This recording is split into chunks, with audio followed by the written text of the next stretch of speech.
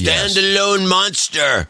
Adam Curry, John C. Dvorak. It's Thursday, April 20th, 2023. This is your award-winning Get One Nation Media Assassination episode 1548. This is No Agenda.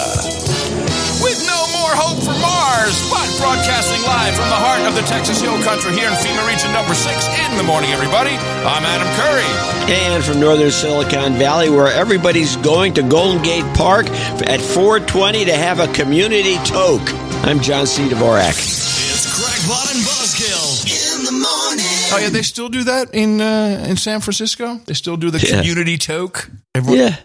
Yeah. How corny can you be? It was kind of a thing when it was illegal. Yeah, 20 years ago. Yeah, even longer than that. When it was illegal, then I was like, oh yeah, look at us, man. We're bold. We're out here.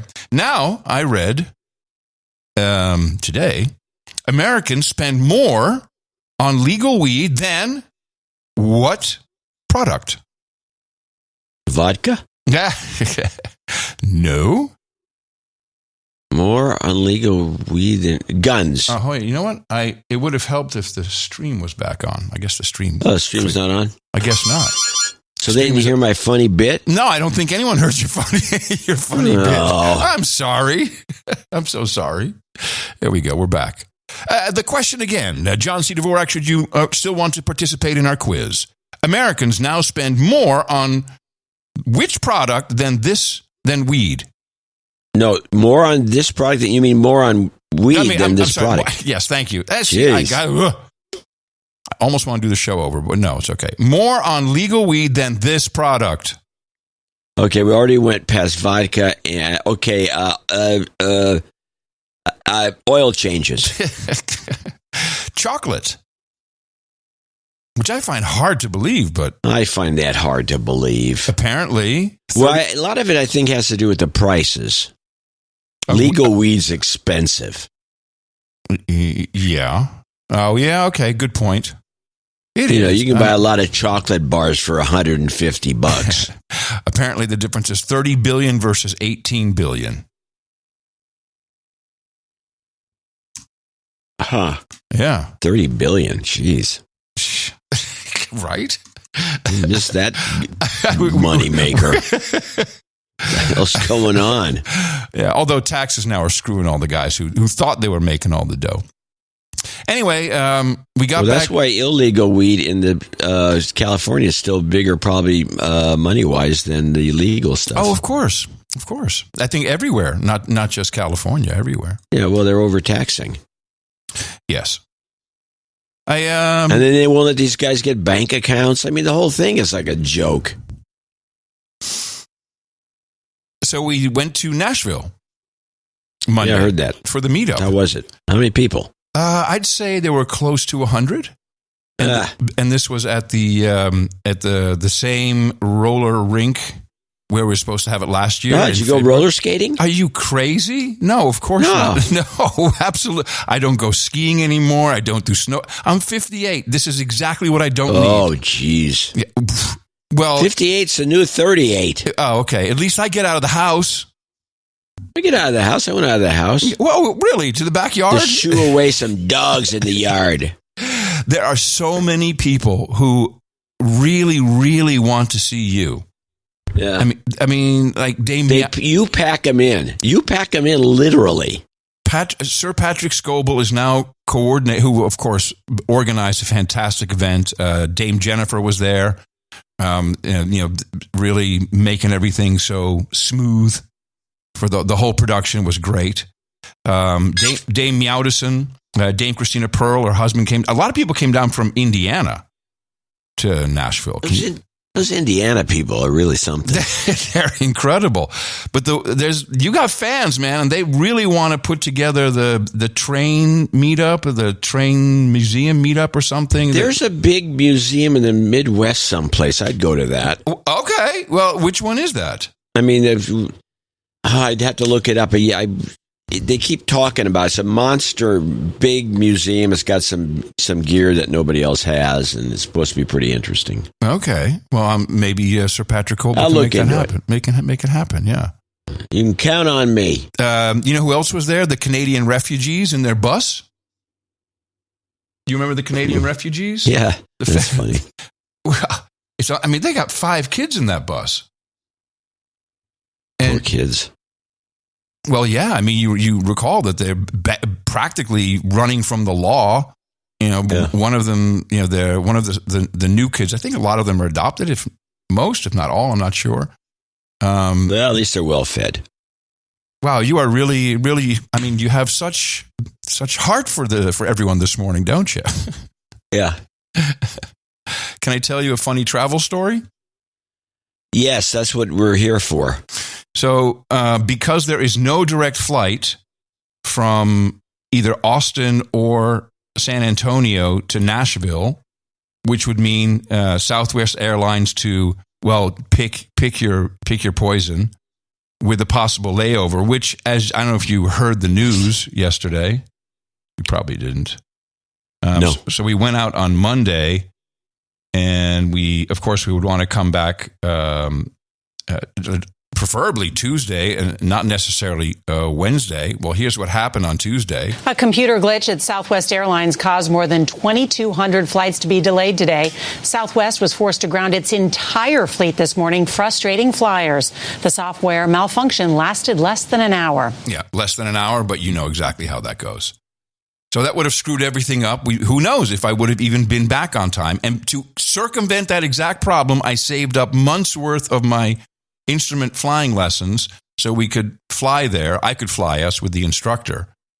And this was... Oh, that's a good idea. Take a lesson and might as well go there. Yeah. Yes, but check it out. So Tina has never flown with me. I don't think she's ever been in a 4-passenger aircraft. Now, these are modern aircraft, but it's small. It's like a car that flies. So in the morning, we drive to Gillespie Airport, which is 7 minutes away. And we get all set to go, and we're in there's one runway at this airport, and you can land either way depending on the wind. And it's uncontrolled airport, so you kind of decide what you want to do, and the pilots talk to each other.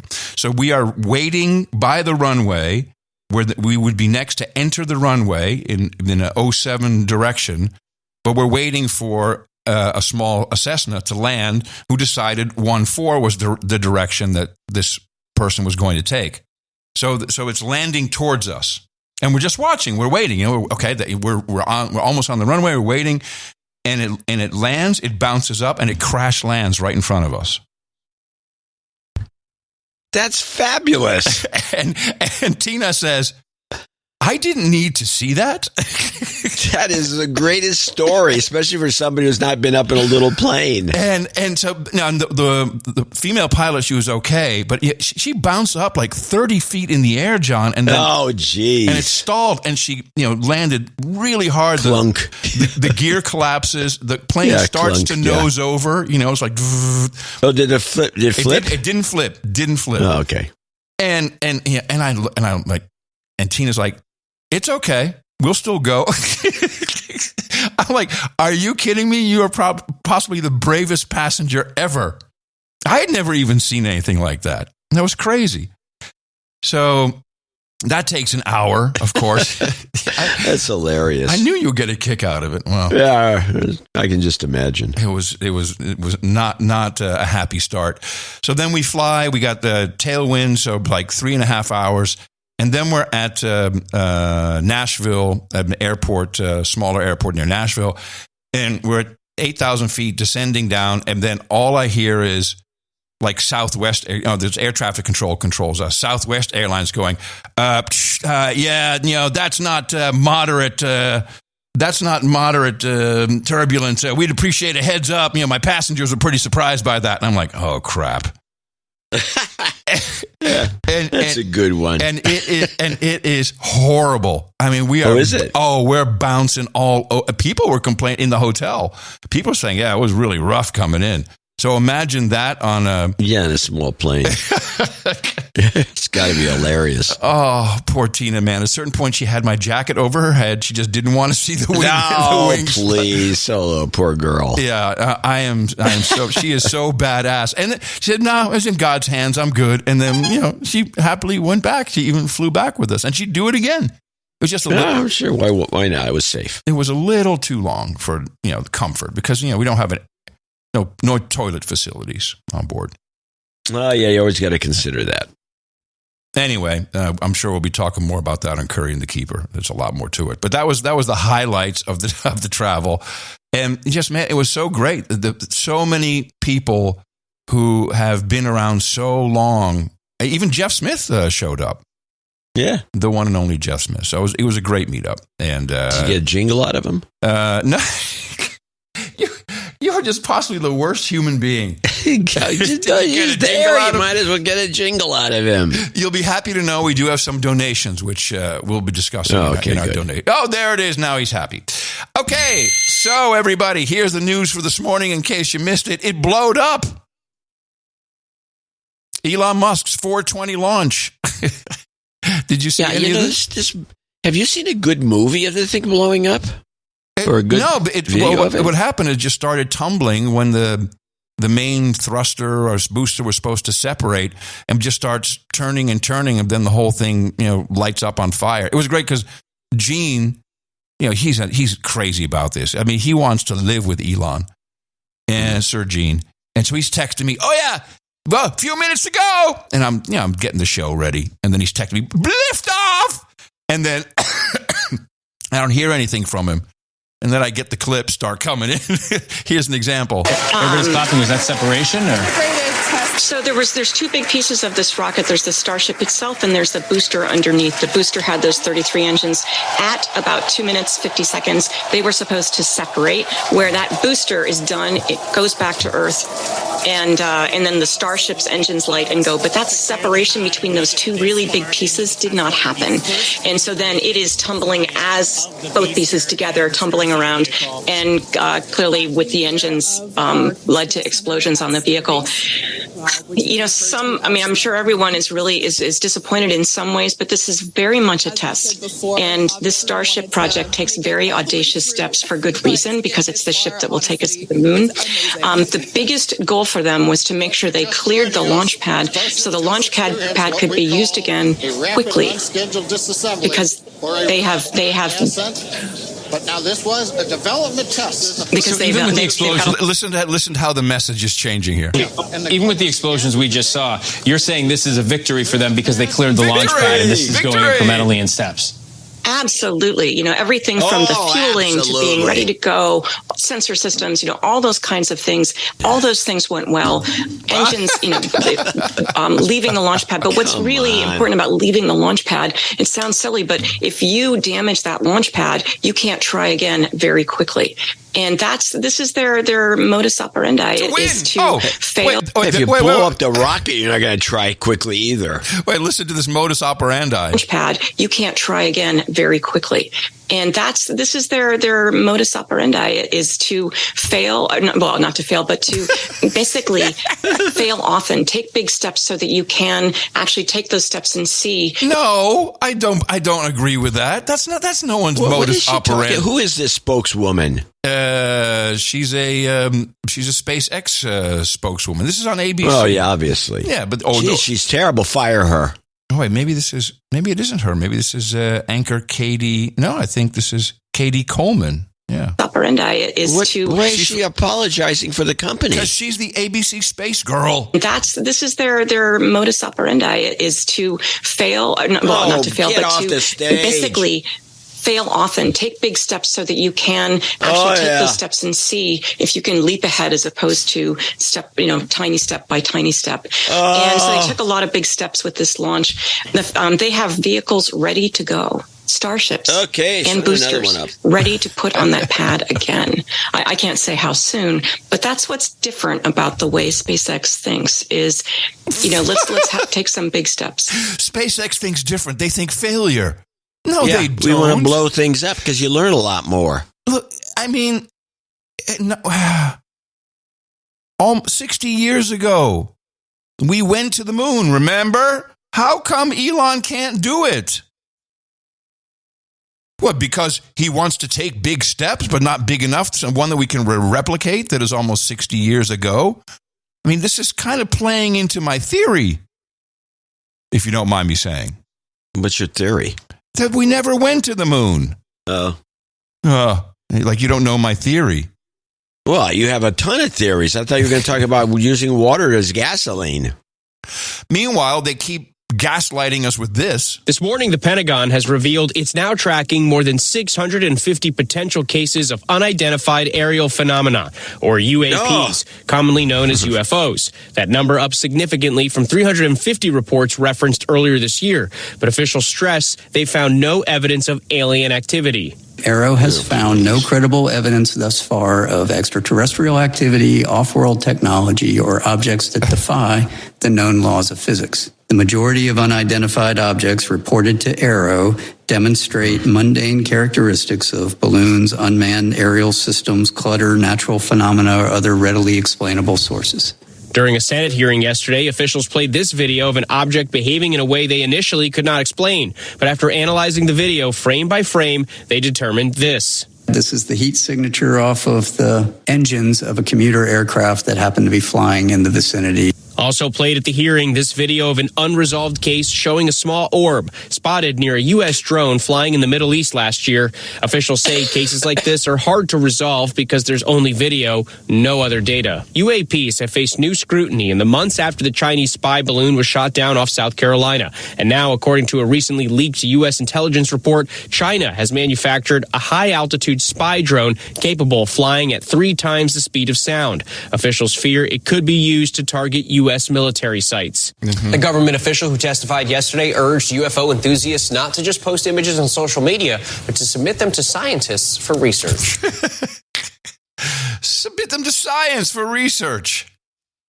I love that little ball that shot underneath that one movie. Which one? See that thing? No. Was this a new He's talking about the orb. Oh, the Tic Tac thing? It wasn't Tic Tac. I don't know what they were shooting. They had somebody shooting I think from a satellite or something. No, they were following some drone, and then this little ball, a cute little round chrome ball, goes shooting across the screen. I don't know what that Project is. Bluebeam. Yeah, there we go. So I've learned a new term, which I think we should incorporate. It can be exclusive to the No Agenda show. It came from one of our producers, who says. You and John, as usual, have done a better job than anyone else at outlining a classic dangle op. What? A dangle op. Wow. Yeah, that's what I said. You put in all the right clips to show this was a long-term dangle. What's a dangle? Well, a dangle like a dongle? Well, let's read on. And then used at the time when it becomes appropriate. In the old days, we used to use dangle ops only against our adversaries. I guess this is like a... Adversaries, thank you. I guess this is more like what Whitney Webb would call a limited hangout, but maybe the real term is dangle op. And I'm starting to think that sounds a lot more logical. Now, where did this come from? From one of our producers. Sounds like he's working in somewhere. Yes, I will read on. The tactics here appear to have more to do with bureaucratic score settling than policy, with some political influence as well. It's not just cover your ass on Ukraine. It's not just pushing some form of the Restrict Act. Or could it be, in my experience with the boys in Fort Meade and at Langley, from my times in Southwest Asia and Southern Africa and Central America in the 80s and early 90s. Okay. This guy's no slouch, whoever he is already. Was to never underestimate their ability to confuse mission with bureaucratic advancement. This dangle op is beautiful. It helps to fight, even if not successful, the blowback on the Restrict Act. It provides a counter to the Ukraine narrative, which is falling apart, at least politically. DOD gets nailed, the White House gets nailed, but who doesn't get nailed? Well, obviously, the CIA. No, they're good to go. And dangle op. There's our show title. It's right off the bat. I really like this, and taking that in mind, and of course, I'm sorry, it just comes to mind. It's like dangling, carrot. It's like dangling some shiny object. You dangle it. Yes, correct. And you get attracted to whatever's being dangled. You go, oh, what's that? And then you keep walking towards it. A shiny object. It's a shiny object, and we're walking towards it because it's shiny. So what I've noticed is, and again, you were going to send me all the papers that you've seen, but I still haven't seen. No, I didn't. I never said that. You said you've seen so much, and it's all out there. I've seen them. It doesn't mean I've got them to send you. Okay. I have not seen all the things that are being discussed. So as a Dangle op, I completely agree with our operative in this case that this is an operation that you can shove anything into. We kind of, as we said, he complimented us. You guys figured it out. In fact, did you know that the No Agenda Show is the best podcast in the universe? It's in the leaked documents. It was also in the Mueller report, if you recall. Well, we know that. I didn't know it was in the leaked documents, but now that you mention it. And who discovered all this? Who found this kid? We got some great... we have so many cool producers. I have a bunch of notes, too.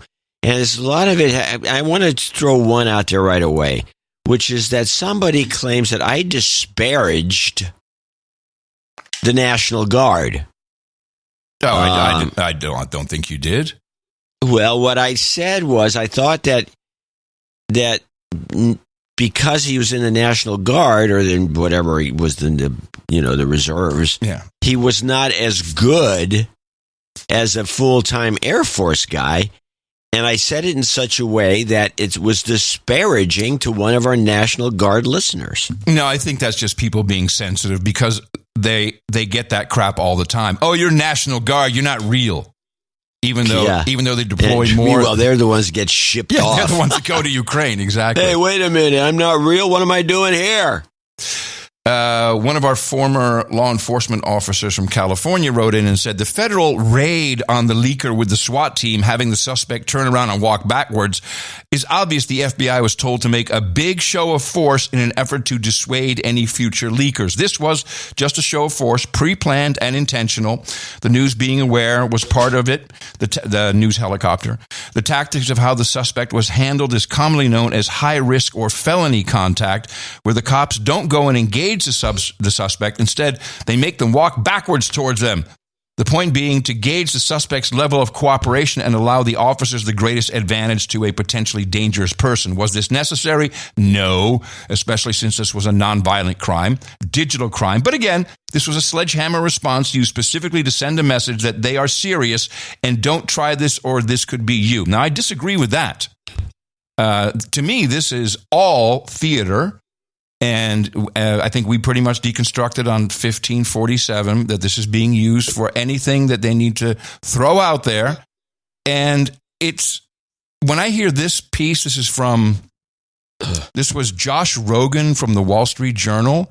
Wall Street Journal who discovered this, if you recall.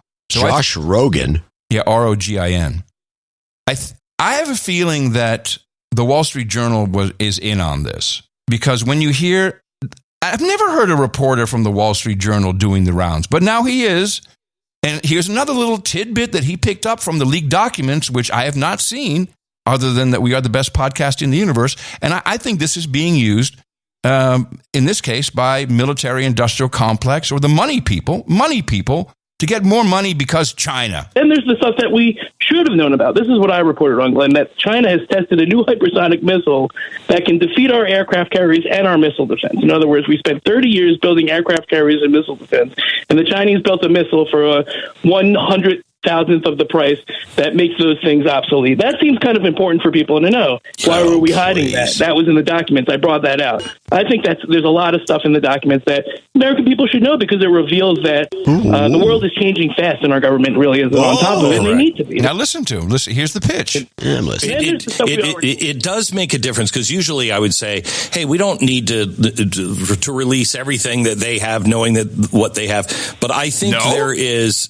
You hit it on the head. There is a need for the American people to understand the world is about to dramatically change, and the United States is sitting around with its hands in its pockets. Right. So maybe we shouldn't. think Glenn Beck has also been read in, actually, now that I hear him set this up. Okay. Build more aircraft carriers, and maybe we should build the stuff that fights hypersonic missiles. Yes. Because that's what our enemies are shooting at us, okay? Correct. And how far do these missiles fly? And they're hypersonic, which I've just heard last week or the week before that we now have one, but I don't know if I believe that.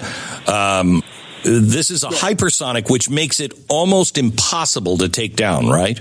Right. It's hypersonic, which means it flies faster than sound, but it's also a hypersonic glide, which means you can maneuver it. So when we shoot up the missile defense, all we have to do is maneuver around it. And we can also they can also maneuver it to hit our aircraft carriers, basically as far as Guam.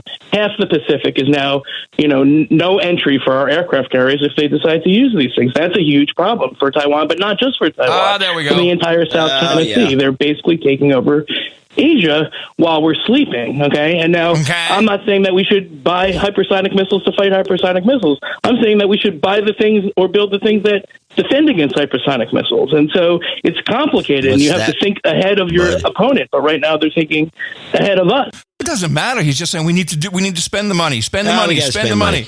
And by the way, his little commentary there, hypersonic is flying faster than the speed of sound, is not hypersonic. I mean, you'd think he'd have at least if he's going to have this kind of lingo. That's supersonic. Hypersonic specifically means 5 times the speed of sound. Right. Supersonic is faster than the speed of sound, is 1 time. Right? Yeah, it would be. So CBS, obviously, they're all in on it because they are the CIA broadcasting systems. And Pixie Girl is reporting. Catherine Herridge has an update on the case. Handcuffed as he entered the Boston court, 21-year-old Jack Teixeira, now charged under the Espionage Act, stared into space. Since the Air National Guardsman was arrested by heavily armed federal agents outside his mother's Massachusetts home, bipartisan outrage has built on Capitol Hill over the leaked Pentagon records posted online. I think it's stunning. Today, a private briefing by the nation's top intelligence official seemed to raise more questions. I certainly wasn't satisfied with any plans they have in place to prevent this from happening in the future. I think a lot of us wondered, how a 21-year-old airman gets access to all of this information. He had a top secret clearance. Traveling overseas, Defense Secretary Austin revealed Teixeira did have extraordinary access and computer privileges because of his military job. This young man was a systems administrator. A dude named Ben, yeah! He was a computer specialist that worked in an intelligence unit. Now that Air National Guard Intelligence Wing's mission is suspended as government investigators. How does that work? All of a sudden, they just shut down the guys who were adminning stuff? It's been stopped? It's over? It's done? Air National Guard Intelligence Wing's mission is suspended as government investigators probe the potential damage to sources and methods like human spies and wiretaps. The breadth of the information that's been leaked is problematic. Former senior counterintelligence official Bill Evanina told CBS News the classified records will undergo a painstaking review. They're going line by line through these documents as part of the damage assessment. Line by line, and we let the agency who provided that information, or multiple agencies, look at it with their experts to be able to say what was in there and where do we get it from. I'm just not seeing all these documents. I'm hearing reports about it. I mean, if it was out on the internet, where is it? I'm not seeing all of this stuff. I didn't see any intel about Chinese hypersonic missiles. I have not seen that. And poor ABC, they have nothing. Somebody saw them, but not you, huh? That's what I mean. Yeah. People would always send this stuff to me. Always. And I've asked for it since the last show. Nothing. I'm just not seeing all this information. I'll try to get you some stuff. Yeah, okay. You heard it this here time first. I'm not making a promise. I'm making a pledge. Okay, just find the Chinese missile stuff, the hypersonic missile. Then I'll be happy. I don't think it's out there. Here's ABC. They have nothing. They're not read in. So what are we going to do? This morning, there's word that a pro-Russian blogger may have played a key role in the spreading of classified documents. Yeah, we got a Russian thing. What? Is that old? Are we not doing that game anymore? Allegedly leaked by a young Air National Guardsman in Massachusetts. According to the Wall Street Journal, on April 5th, a social media account, again, Wall Street Journal, with a name translating to the Donbass Girl, posted 4 of the allegedly leaked classified classified documents to its 65,000 followers. The Wall Street Journal says that social media account is overseen by a former U.S. Navy officer in Washington State. Wait a minute.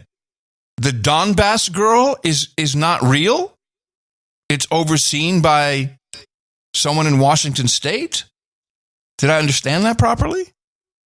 I don't even know anything about the Donbass girl. Yeah, she's been around posting stuff. That's the one who kept showing up, and then she was dead, and then she was a teacher. I think, isn't that the one? Like I said, I don't know anything about the Donbass girl. Posted 4 of the allegedly leaked classified documents to its 65,000 followers. The Wall Street Journal says that social media account is overseen by a former U.S. Navy officer in Washington State, whose actions reportedly prompted several large Russian social media accounts to pick up on the documents. ABC News has not confirmed the Journal's reporting. Okay. Was this the girl who has grabbed as many documents as she can and posted them or shipped them to Russia? I have no idea. There's something like that going on. Do you think there's any chance that the Wall Street Journal getting all this stuff and that there might be some quid pro quo between News Corp and the fact that they settled a Dominion suit? Oh, yeah. And now they have to do this as penance, or there's some hanky-panky going on about that? Interesting. Think there's any coincidence that the Dominion suit? I use the word advisedly. Yes. Any coincidence that the suit was settled, but meanwhile the Wall Street Journal stooging for the Pentagon for all these stories? There are no coincidences in intelligence or in government, probably. Yeah, I'm not quite sure how the quid pro quo works. They're still out $787 million. Or are they?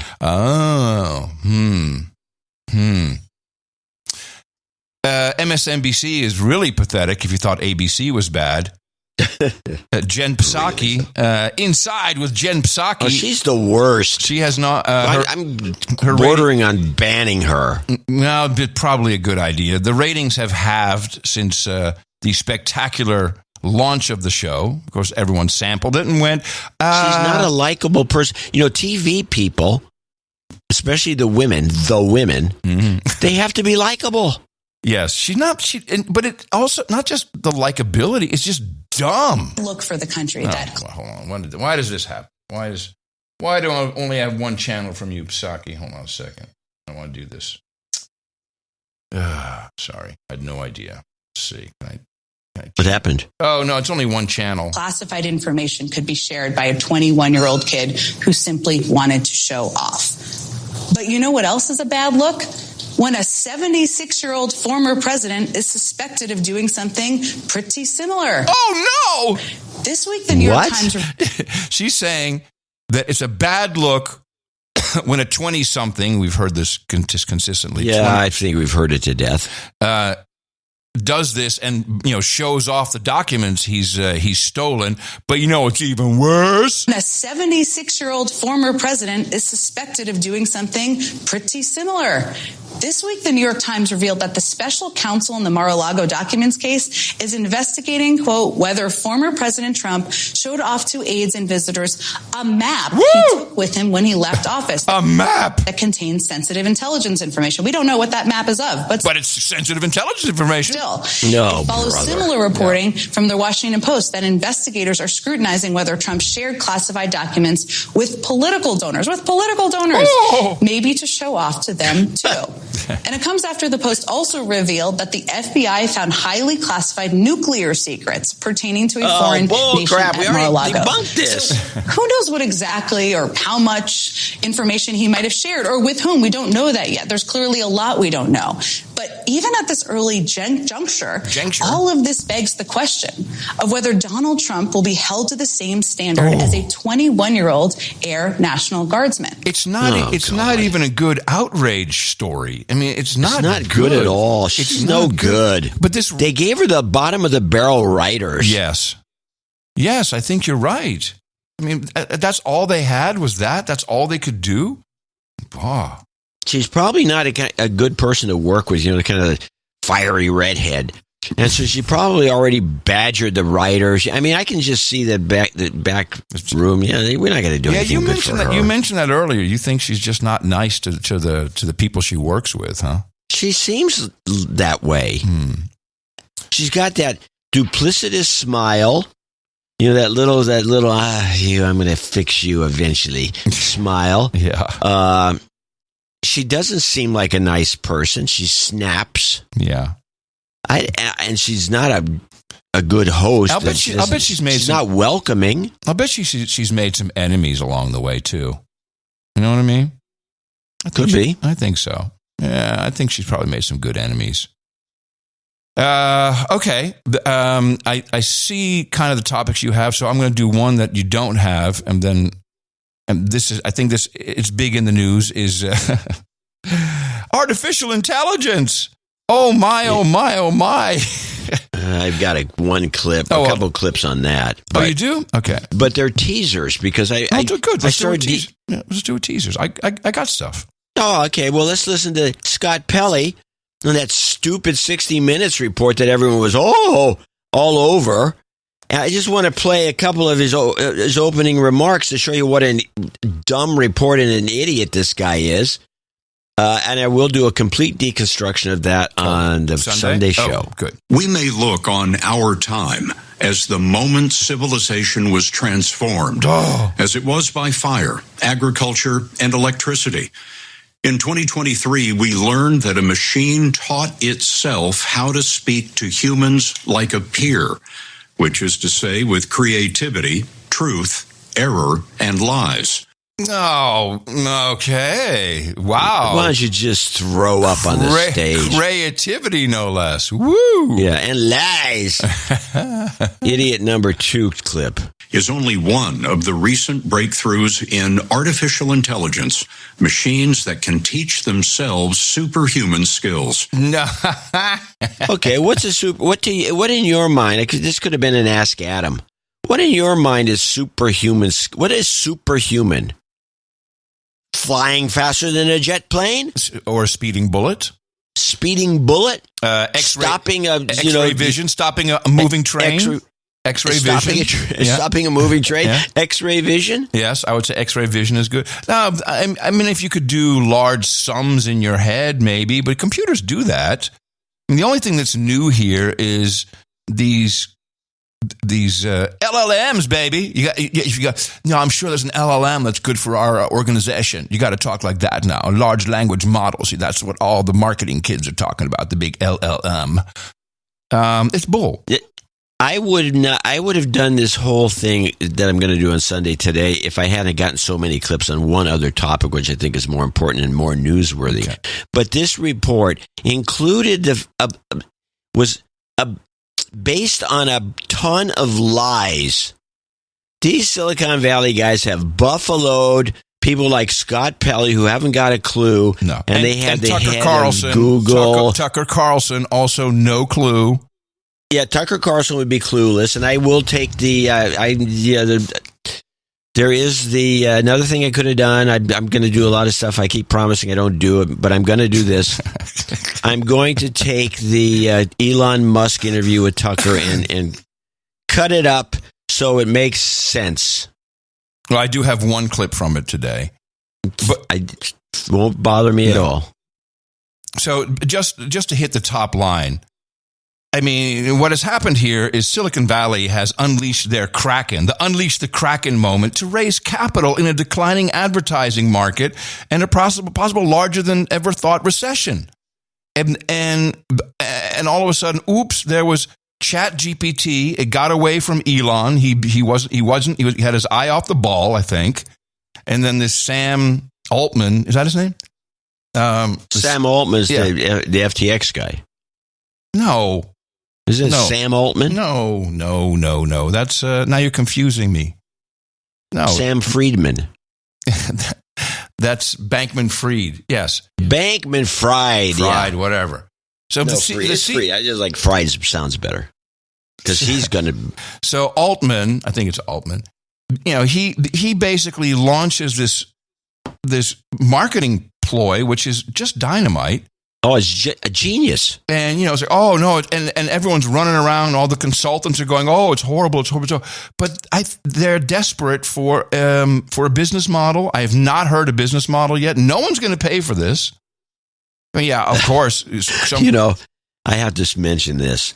So in the 60 Minutes piece, one of the guys they bring in there is an AI guy, AI nut. Yeah. And he says he had to do this and that to get into Google. He says, because what I really want to do is get into, and then they do a voiceover and say, he wanted to get into the Google, then they showed one of the data centers. Mm-hmm. And it was this monstrous data center that must cost a fortune to operate, where barf exists. It's also, I'm going to stick with your theory on this. This is too expensive. They have no business model. People will have to pay for it if they want to use it. And they're going to have to pay a lot. And there's seemingly no way. I mean, it's not like they're gathering your most intimate thoughts. You're saying, hey, write me some code, write me a thesis, write me this, make me do a photo. This is a beautiful story. Now, a fierce debate has been sparked in the world of photography after an artist entered a photo competition with an image generated by artificial intelligence and won. The image shows two women, which do not exist, and was entered into the creative category of the Sony World Photography Awards by German artist Boris Eldachsen.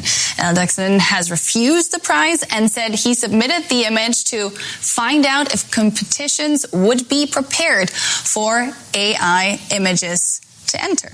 Now, so they have this guy on in a moment. Have you seen this picture? No. Oh, go look for the Sony Photo Award. You'll see these two women. People were sending it to me, like KG saying. No one sent it to me. KG saying, what do you think of this photo? I'm like, well, that's obviously AI. Look at the fingers. The left hand is like her thumb is upside down. Hello. Look at the woman behind her face. It's obviously AI generated. At that point, I didn't know that Sony had given it the award for best photo. So, and that says something about these Sony judges for this competition. But this is a non-story. You look at this thing, you see it right away. Is this with the woman and a woman behind her, and it's like a Look at it. Look at the hand on her. Oh my God! The hand on the left, her right hand, and the woman behind is deformed. And how about the left hand? And then the other hand is coming off from some place in another town. And the thumb of her left hand is on the bottom. I see this right away. Oh, my God, you're right. Looks like they were not. And the artist behind that picture joins me now, Boris Eldachsen. Welcome to the day. Now, it's being reported that you revealed that the picture you submitted was AI generated, but you were pretty upfront about it ever since you found out you were selected, weren't you? Yes, of course. It was not about winning anything. It was making a test, trying to find out if the competition is prepared. And my mission was to create awareness for that we need to keep this in mind in the photo community, that it is going to happen. It's going to happen on a much, much larger scale in the future.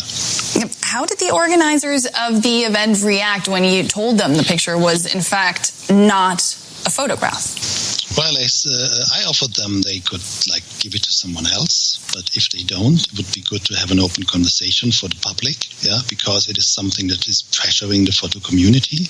The response was short. They were saying, you can keep it. And that was it. There was no response to my offer of having a discussion or conversation. Right, so they're so embarrassed, as they should be, because anyone can see that. I'm disagreeing. This is a scam. They're not embarrassed. This was all done for publicity. I never heard of this competition before. Now I've heard of it. This is bogus. That picture, just from, I don't care what the thumb's here or there or any place else, that picture sucks. It's not an award-winning photo. Well, I'm in agreement on that, too.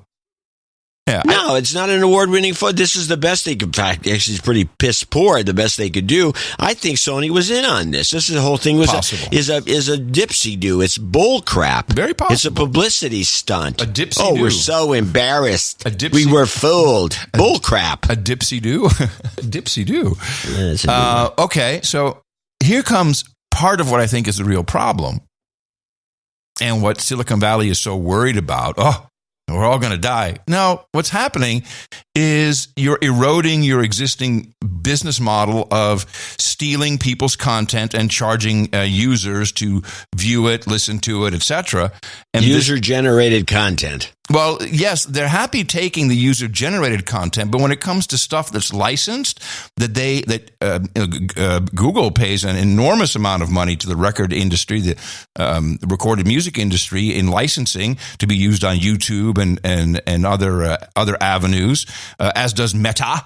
They license that for their reels. Of course, that's what TikTok is all about. That's part of what made them great, is having all the music license for people to use. And now it's like, You know the name. And with 14 number one hits, there's no mistaking superstar Rihanna's voice either. But this morning, major concern in the music industry as vocals from artists like Rihanna are artificially being worked into songs they've never even recorded, like Beyonce's hit, Cuff It.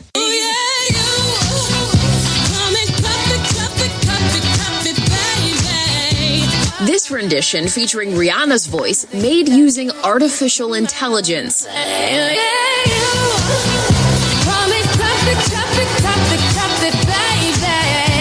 AI version going viral on social media, notching more than 6 million views on Twitter. And Rihanna isn't the only one. Some artists, like David Guetta, even using AI themselves to add surprises to their set lists. And I went to another AI website that can recreate the voice. I put the text in that. The DJ playing an AI-generated sample of rapper Eminem's voice in front of a live audience. This is the future rave sound. I'm getting lost in an underground. Guetta clarifying on Twitter, obviously I won't release this commercially. Drake fed up after this hit from rapper Ice Spice got a Drake remake without his permission or an actual performance by him. Drake now calling it the final straw. Experts warn this technology could lead to major legal battles. When you put up a song, whether it's on TikTok or if you put it on through YouTube, well, you're distributing music, and then you may be subject to copyright laws or takedown policies from those platforms. Now, Universal Music Group, home of artists like Katy Perry and Taylor Swift, asking streaming services to block AI companies from accessing its music. I think what you're going to see is the major labels and major label publishers come together and put a lot of pressure on the platforms to regulate AI-generated music. The major labels and publishers spend so much time, effort, money marketing these artists. They want to make sure that they're getting paid accordingly. Yeah. So that ship has left, as far as I'm concerned. When it comes to Silicon Valley, where they have no way to make money off of this, and it's cannibalizing their existing lock-on industry because they can afford the licenses, and now they're getting in trouble with the license holders, and the license holders are not happy. And it also shows you how pathetic this music is. It's all auto-tuned and almost AI to begin with, most of it. It's pathetic. And notice that it's not creating a new Beatles band. It's not creating the new Nirvana. No, it's taking old stuff, existing and putting a different artist's voice over it. It's not anything new and innovative. There's no human creativity in here. But tell the kids about it as like they talk about on the social and more. Are the artists' rights in all of this now? This is where it gets really tricky, because when AI generates something, whether that's a piece of art or a song, it's technically a new piece of content. So if I ask for a song in the style of Ariana Grande, it will make music that sounds exactly like hers, but it's not her music. Yeah. And as it stands today, you can't copyright a vibe or an essence. Yeah. So we might see some revisions to copyright laws or some rules as to what can and can't get included in training these systems. In fact, yesterday, Universal Music put out a big statement that none of their artists' work can be used to train AI systems. Wow! That's really wow! Wow! Oh no! It's just as bad as that photo. Compile something classical for me, something brand new, not in the style of. That's all it can do is in the style of Shakespeare, in the style of this, in the style of Drake, in the style. In the style. Do a poem in the style of John C. Dvorak. How many times have someone sent that to you? So there was a lawsuit. I think it was in the late 20s or 30s, and I think it still stands around as precedent. Bing Crosby. It's very well known in the music collector. He was a dick. Crosby was universally not liked. Bing Crosby sued a guy who sounded exactly like him, and he was picking up a lot of voiceover work for commercials and other things. Oh. And Crosby won the suit. Really? Huh. And that kind of thing is still valid. I think there's a lot of these things, like you can't use things for advertising. You can't. It's just a lot of. You can't put I can't put your picture on some advertisement for a car I'm trying to sell. No, you can't.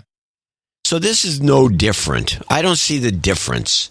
This is just, okay, you can find something that sounds just like Ariana Grande to create some bogus song too if you want. It's just it's a tempest in a teapot. Precisely. But from a rights perspective, you're right. There's already several lawsuits.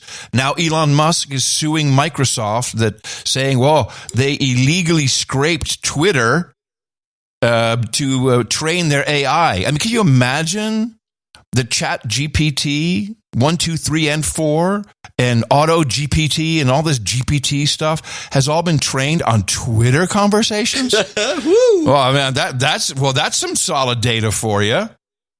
Now, this is a lawsuit. That's a dubious lawsuit. But this is a Hail Mary from Silicon Valley, and the main and Elon Musk shows his true Barnum Bailey self, P.T. Barnum self, because I'm so convinced this guy doesn't know what he's talking about. He's just a marketing guy. When he talked to Tucker about Larry Page, and Larry and I don't talk anymore because we had a dispute over AI, and I said it was dangerous. We had to keep it open. And blah, blah. No, man, you were boning his wife. We all know what happened. That's why he got in a fight. Remember that little story? Ah, yes. Oh, yes. No, now it was AI. I mean, the reason OpenAI exists at all is that Larry Page and I used to be close friends, and I would stay at his house in Palo Alto, and I would talk to him late into the night about AI safety. And AI safety? At least my perception was that Larry was not taking AI safety seriously enough. What did he say about it? He really seemed to be... Get out of my house! He said, get off my wife is what he said. Get off my wife. Get out of my house. He really seemed to be one sort of digital superintelligence, basically digital God, if you will. Whoa, digital God. Yeah, there it is. As soon as possible. He wanted that? Yes. He's made many public statements over the years that the whole goal of Google is what's called AGI, artificial general intelligence. Okay, I don't understand something. Hold on. Help me, and we'll continue this in a minute. If the whole goal of Google was the digital God, the general artificial intelligence, why did Google scramble and have to throw barf out there after Microsoft basically did something that was cute? I mean, wouldn't they be the leaders? Wouldn't they have it already, and instead they throw up something that misses the mark? Oh, you mean the way they threw together Google Plus? Yes. And the way because they're always late to the game. Yes. And so... yes, precisely. So I'll tell you why. Okay. Because Musk is full of crap about this. Yeah, thank you. He's made many public statements over the years that the whole goal of Google is what's called AGI, artificial general intelligence or artificial superintelligence. And I agree with him that there's great potential for good, but there's also potential for bad. And so if you've got some radical new technology, you want to try to take a set of actions that maximize the probability that it will do good and minimize the probability it will do bad things. Yes. It can't just be hell for leather to just go, barreling forward and, hope for the best. And then at one point, I said, well, what about, we're going to make sure humanity's okay here. Okay, what is this? What is this? What is this laughing? What is this? Is he was autistic? thinking about Larry Page's wife. And then at one point, I said, well, what about, we're going to make sure humanity's okay here. And I think you're right. I think case closed. And then he called me a speciesist. Did he use that term? Yes. Now, why is this so hilarious? A specious, meaning that he only likes species or something? Or he likes No. Specious is a term for developing an argument that's bullcrap. Well, he said he was a speciesist. Oh, he says he was a speciesist? Yes, as in species. Oh, so they thought that was hilarious? That's not funny at all. Specious. Well, it's like being an ageist. Consult the book of knowledge. Speciesist, okay. It's in here, I'm sure. That's the assumption of human superiority leading to the exploitation of animals. People who don't like animals. Humans who hate animals. Does it say humans who hate animals? Yeah, speciesist. Species alternative. Here's the. I keep speciesism. The assumption of human superiority leading to the exploitation of animals. Specious definition by the Free Dictionary. Let's do that. Well, then how does that even fit into the conversation in context? Intolerance or discrimination on the basis of species, especially as manifested to cruelty to or exploitation of animals by humans. This is why I didn't think it was funny. Well, it doesn't make sense. It's not only not funny. Maybe. And there were witnesses. I wasn't the only one there when he called me a speciesist. Yeah, his wife. And so I was like, okay, that's it. Yes, I'm a speciesist. Okay. You got me. Oh, you are? Okay. What are you? You got me. Yeah, I'm fully speciesist. Busted. He's got like Kamala's cackle problem. That was his last straw. At the time, Google had acquired DeepMind, and so Google and DeepMind together had about 3/4 of all the AI talent in the world. They obviously had a tremendous amount of money. Yeah. So a question: what happened to DeepMind? What happened to Deep Blue? Remember IBM? Oh, Deep Blue beat the world chess champion. Oh, that's once the end. it did, it didn't need to do anything anymore. It retired. Well, didn't they create an entire business line that went nowhere? And they had to basically shelve it because it wasn't working? Watson. That's what it was, Watson. The road to Silicon Valley is littered. It didn't work. No. It was, that Watson is probably stems from the old 80s flop, AI flop, and this is just a new version of it. Yeah. Only this one's gotten a little more traction because it's caught everyone flat-footed. I don't know. This is the strangest thing I've ever seen. Well, this reminds me a lot of another canard. I even went to Boston and stood in line to get one of the first ones because this was it. It could recognize your handwriting. It could understand what you meant. The Newton. Not Newtown. That's probably what it should have been called. The Newton. I said the Newton. No, I thought you said Newtown. No, the Newton.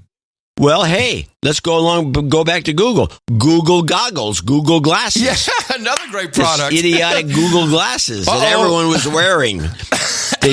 Right after Scoble was wearing them in the shower. This is why I keep telling you, when Scoble is all in on something, that means it's bullcrap. And he is going crazy with AI. It's the new god. It'll help you kick your alcohol habit, your addiction. I mean, he's saying all of it. He's saying these things. No, anybody who in the music business will hear it. I mean, you hear it. Human beings can hear when things are just not human. They're just not human. I don't think any of these songs are impressive, and that goes for a lot of this music. A lot of this music in general. I'm sure a musician may be able to use some so-called AI to create something, just like you can create some code and some writing. Yeah, you can do you can do augmentation. Sure. But no one wants to deal with the augmentation aspect. They think it's going to be standalone monster. I think augmented intelligence is probably a better term. Just like it was, virtual reality didn't work. So then it was augmented reality. So you have some stuff pasted over it. That's exactly what this feels like.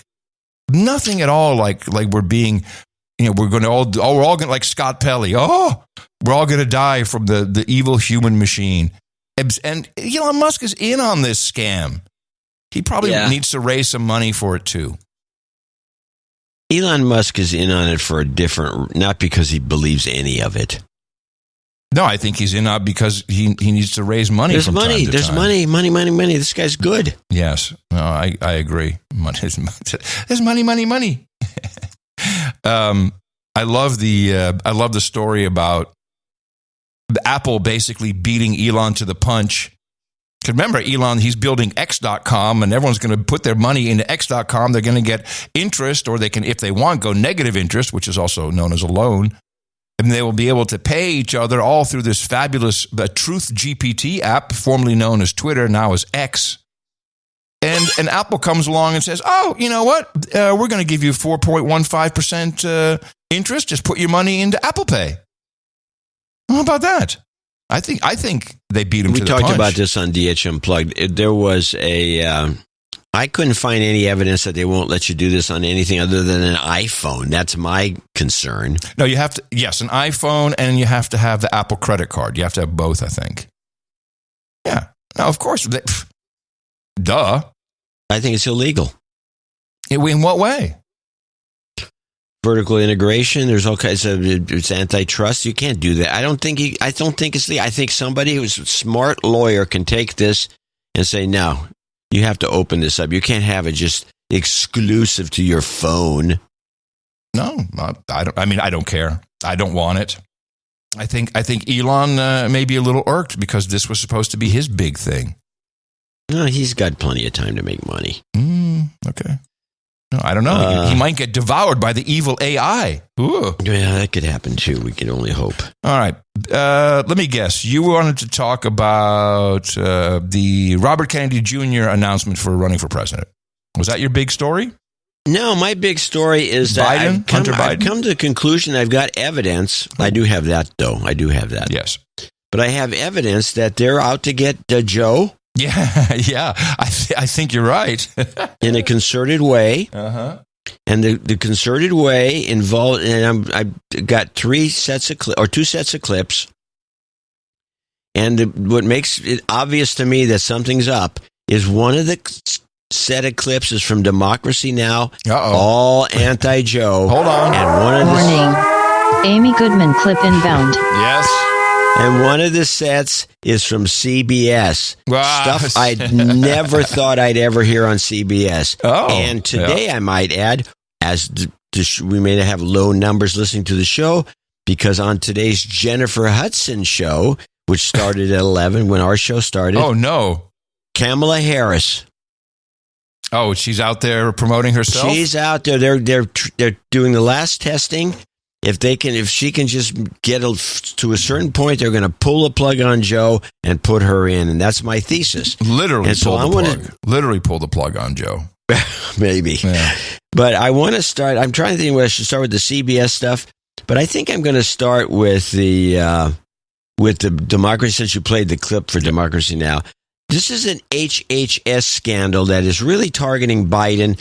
And this is extremely unbelievable as far as I'm concerned, insofar as Democrats going after Joe. The New York Times is reporting the Biden administration's repeatedly ignored or missed warnings about a surge of migrant children as young as 12 working in factories across the United States. The Times reports, quote, at least 5 Health and Human Services staff members filed complaints and said they were pushed out after raising concerns about child safety, unquote. Wow.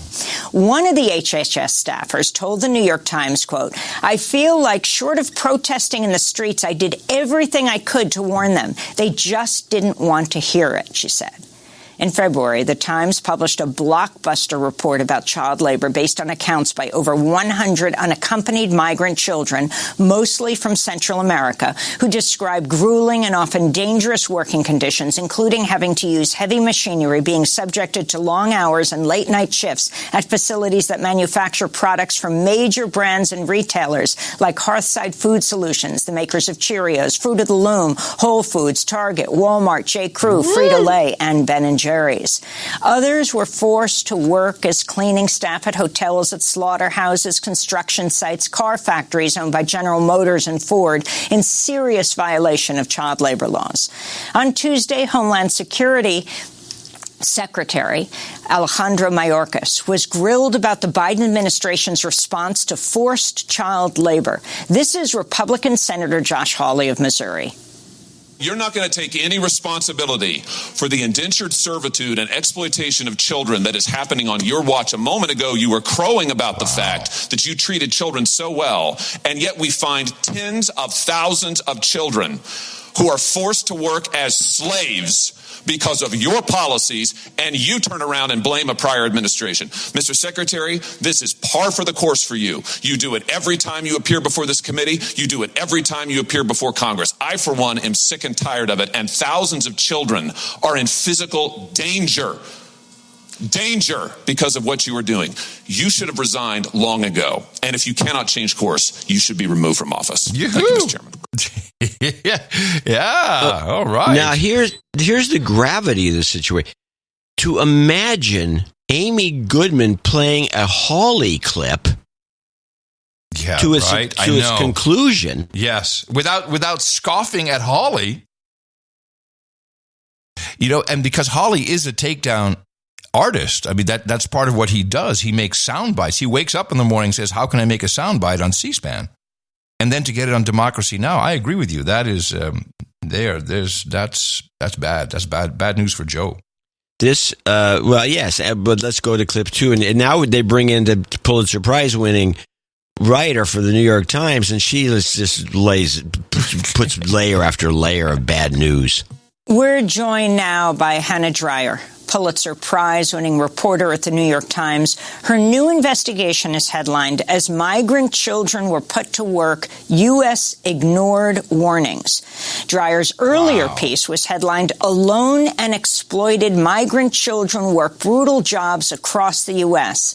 Hannah Dreier, welcome back to Democracy Now! We had you on for your first blockbuster expose showing children as young as 12 working across the United States. Now you're reporting that the Biden administration knew about this, not only knew about this and didn't do anything, they actually did do something. They pushed out those within the administration who were raising alarms. Can you talk about what you found? It's great to be with you, Amy.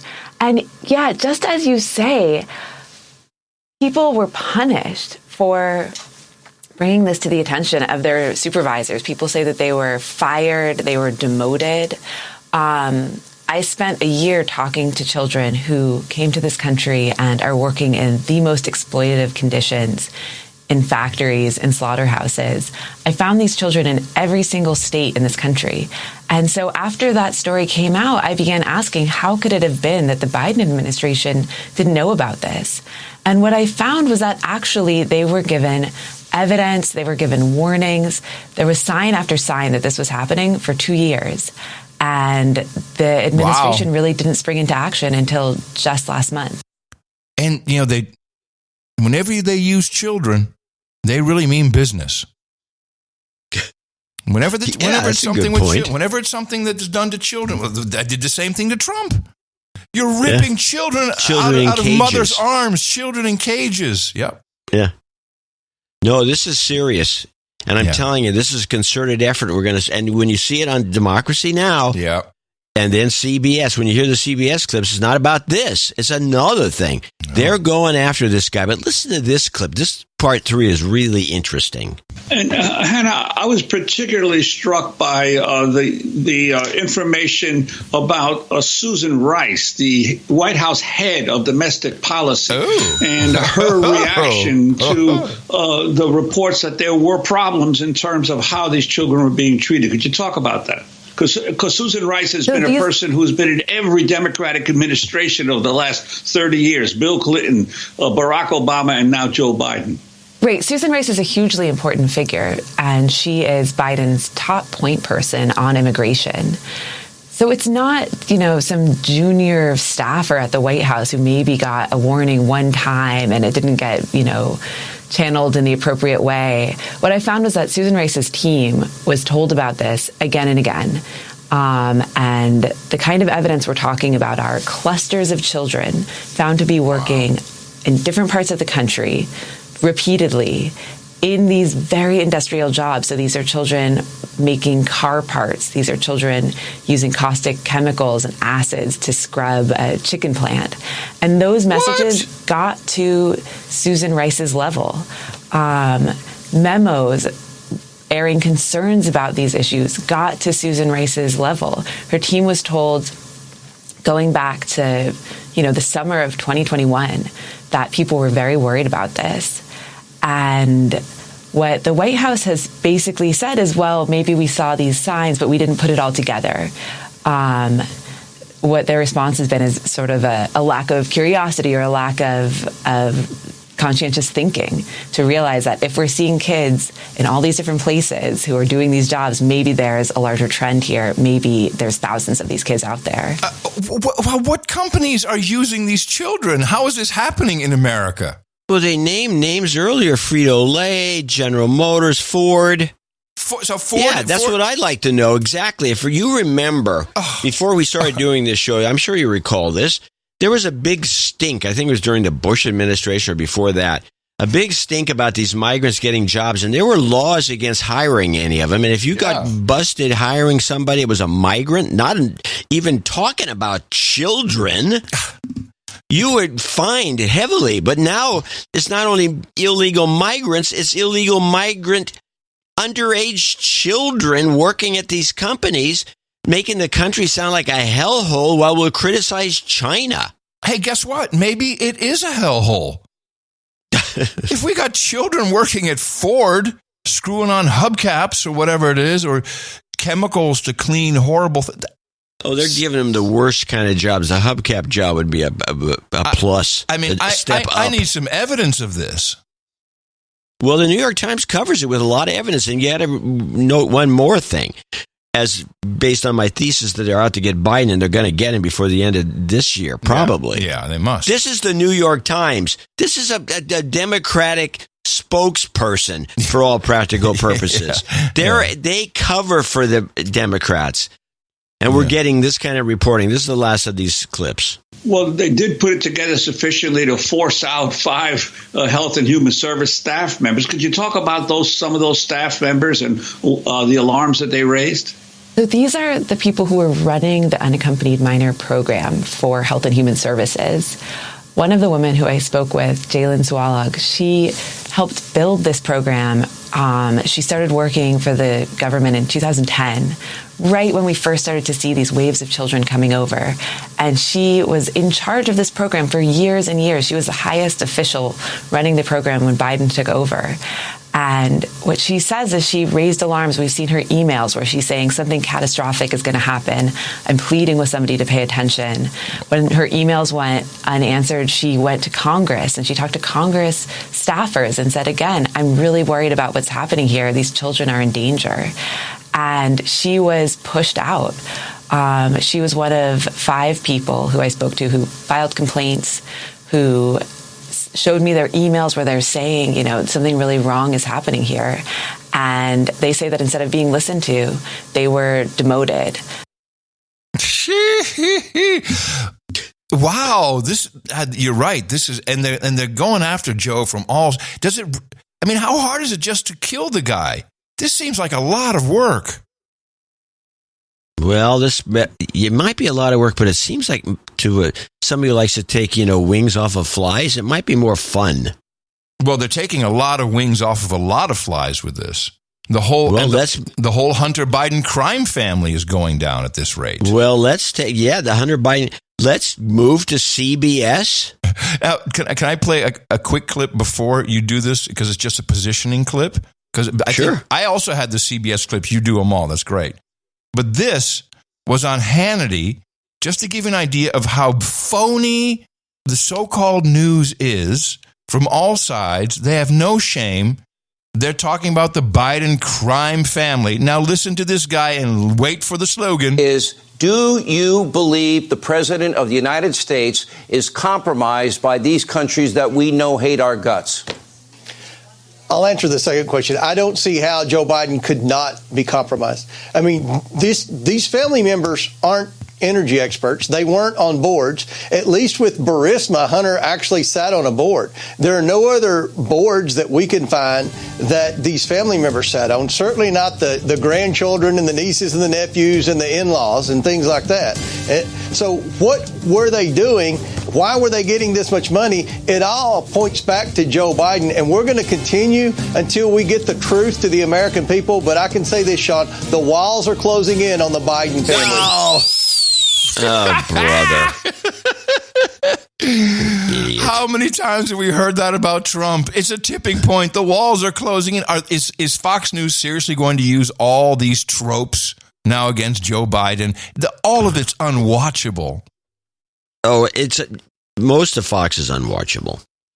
All of it. So we go to CBS, and they got another whole different scandal. It centers around Hunter Biden a little bit, but it's more to it than that.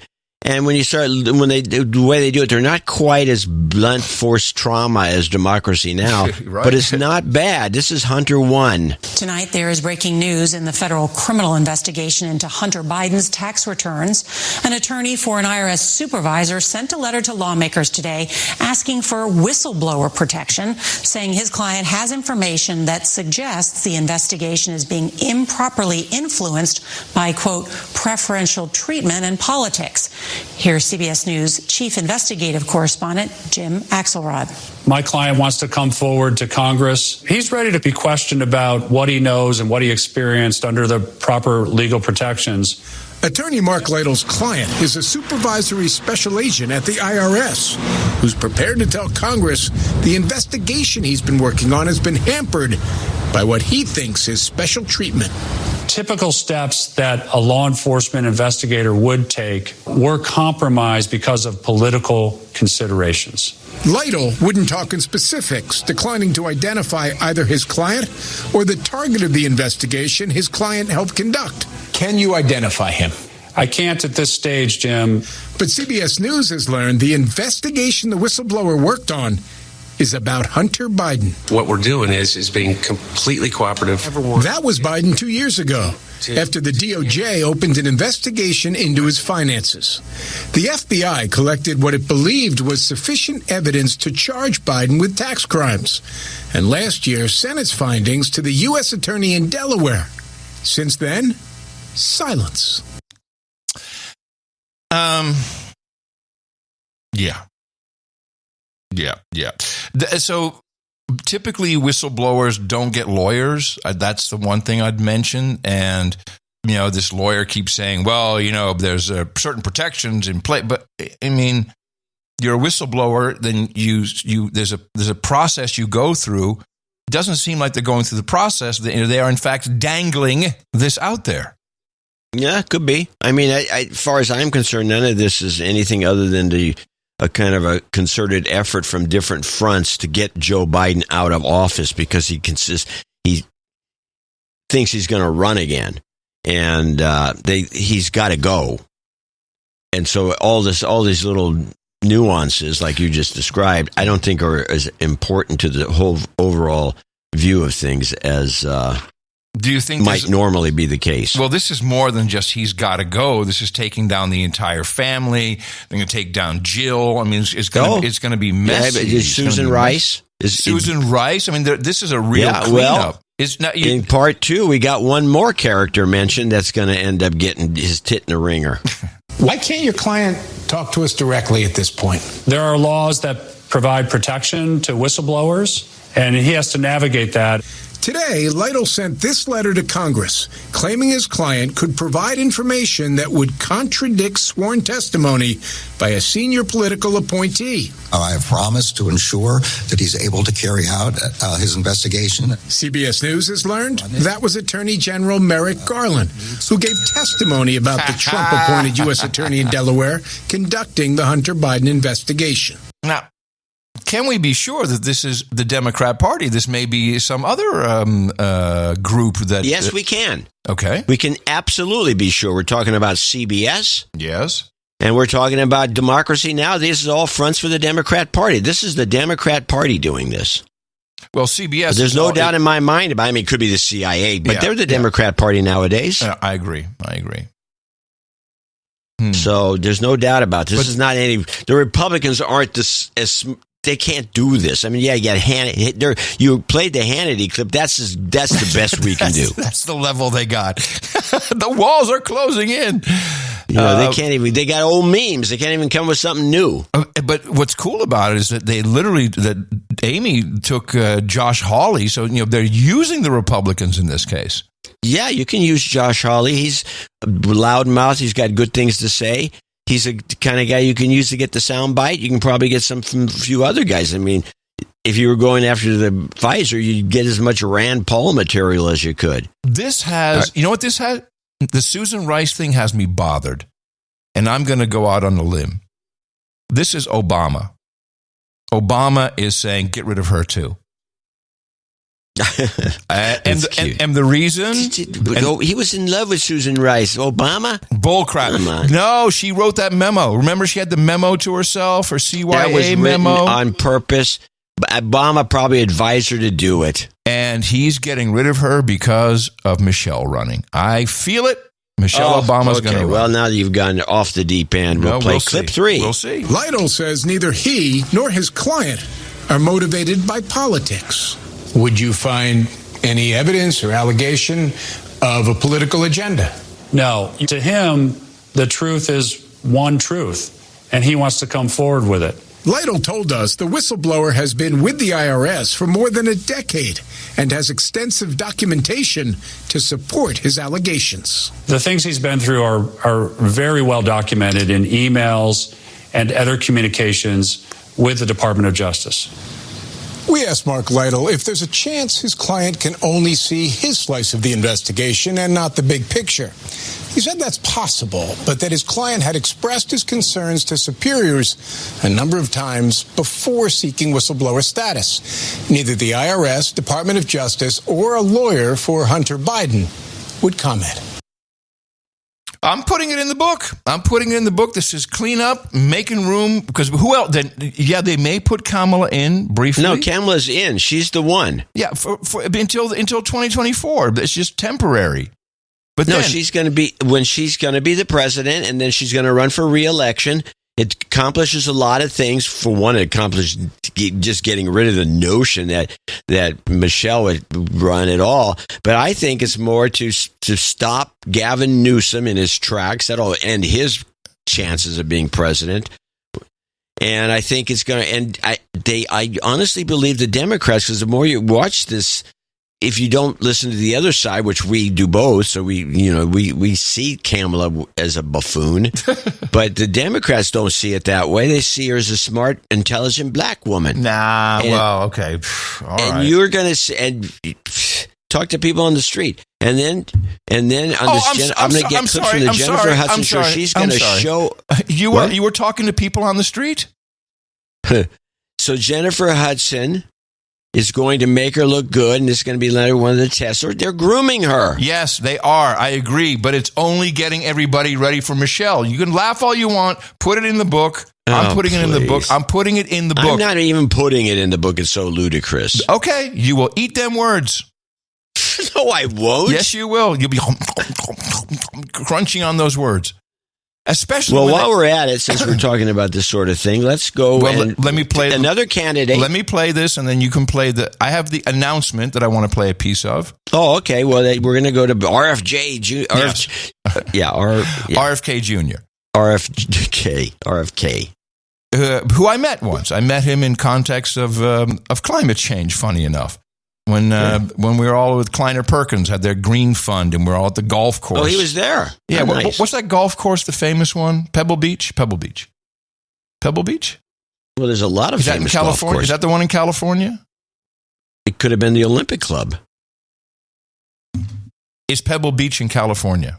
Oh, yeah, and Pebble Beach is Pebble Beach, yeah. That's the one. There's 3 courses. That's the there, one. actually. And we had an away with all the founders of the companies, and they embarrassed me by forcing me to play, which, of course, was horrible.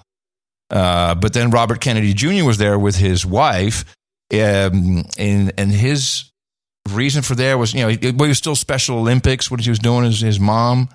But it had something to do with Gore, and Gore's movie was played then for the first time before it was in theaters. And I spoke to him. He's a really nice guy, but really meek and quiet, actually. I didn't know much about him at the time. So he announced that he is running for president, and he did a fun thing in this announcement. He talked about misinformation, disinformation, how it's all bull crap. Where'd you get this clip? Because most mainstream wouldn't play it. No, I got it from the announcement video. I found the video and I clipped a piece from it.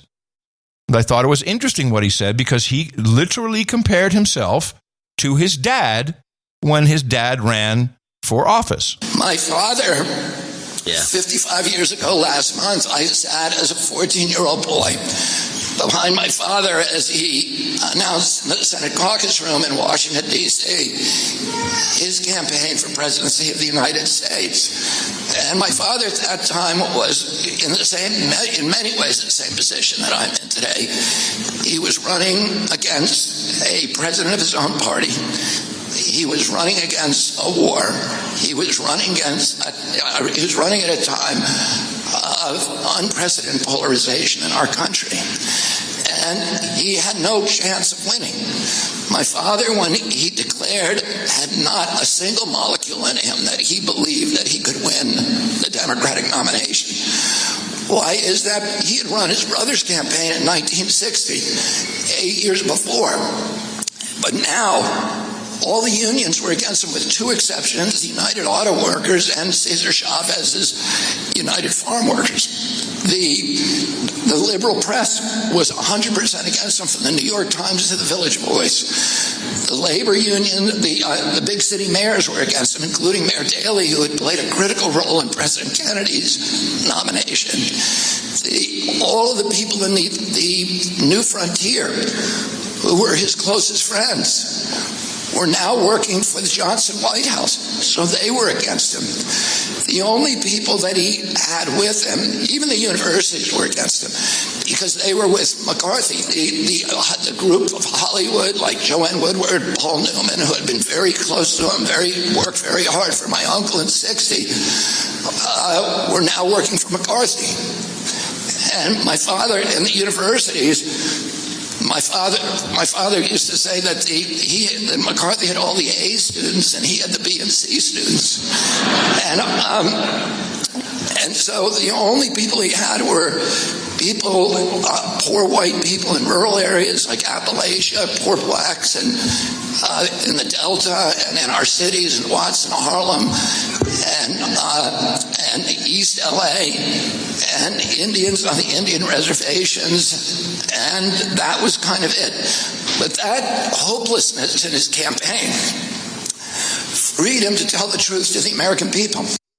Yeah, which is about the only thing he'll achieve, is to be able to tell the truth to the American people. But no one will hear it. No, unless you watch Tucker. And I hate the comparisons he's making, because we know it didn't end well. The Kennedys, they have a bad record. Well, first of all, that's my era when I was a Democrat. Good.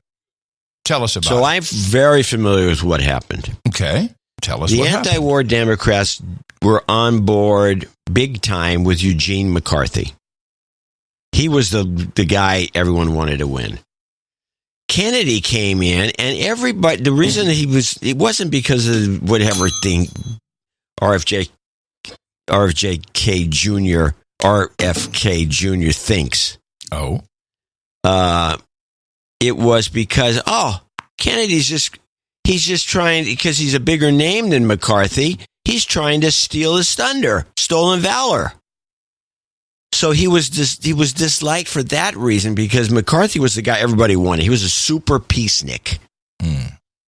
And so the fact is that the Democrat Party wasn't going to put him in either. And I think everyone kind of knew that Kennedy would have gotten a nomination.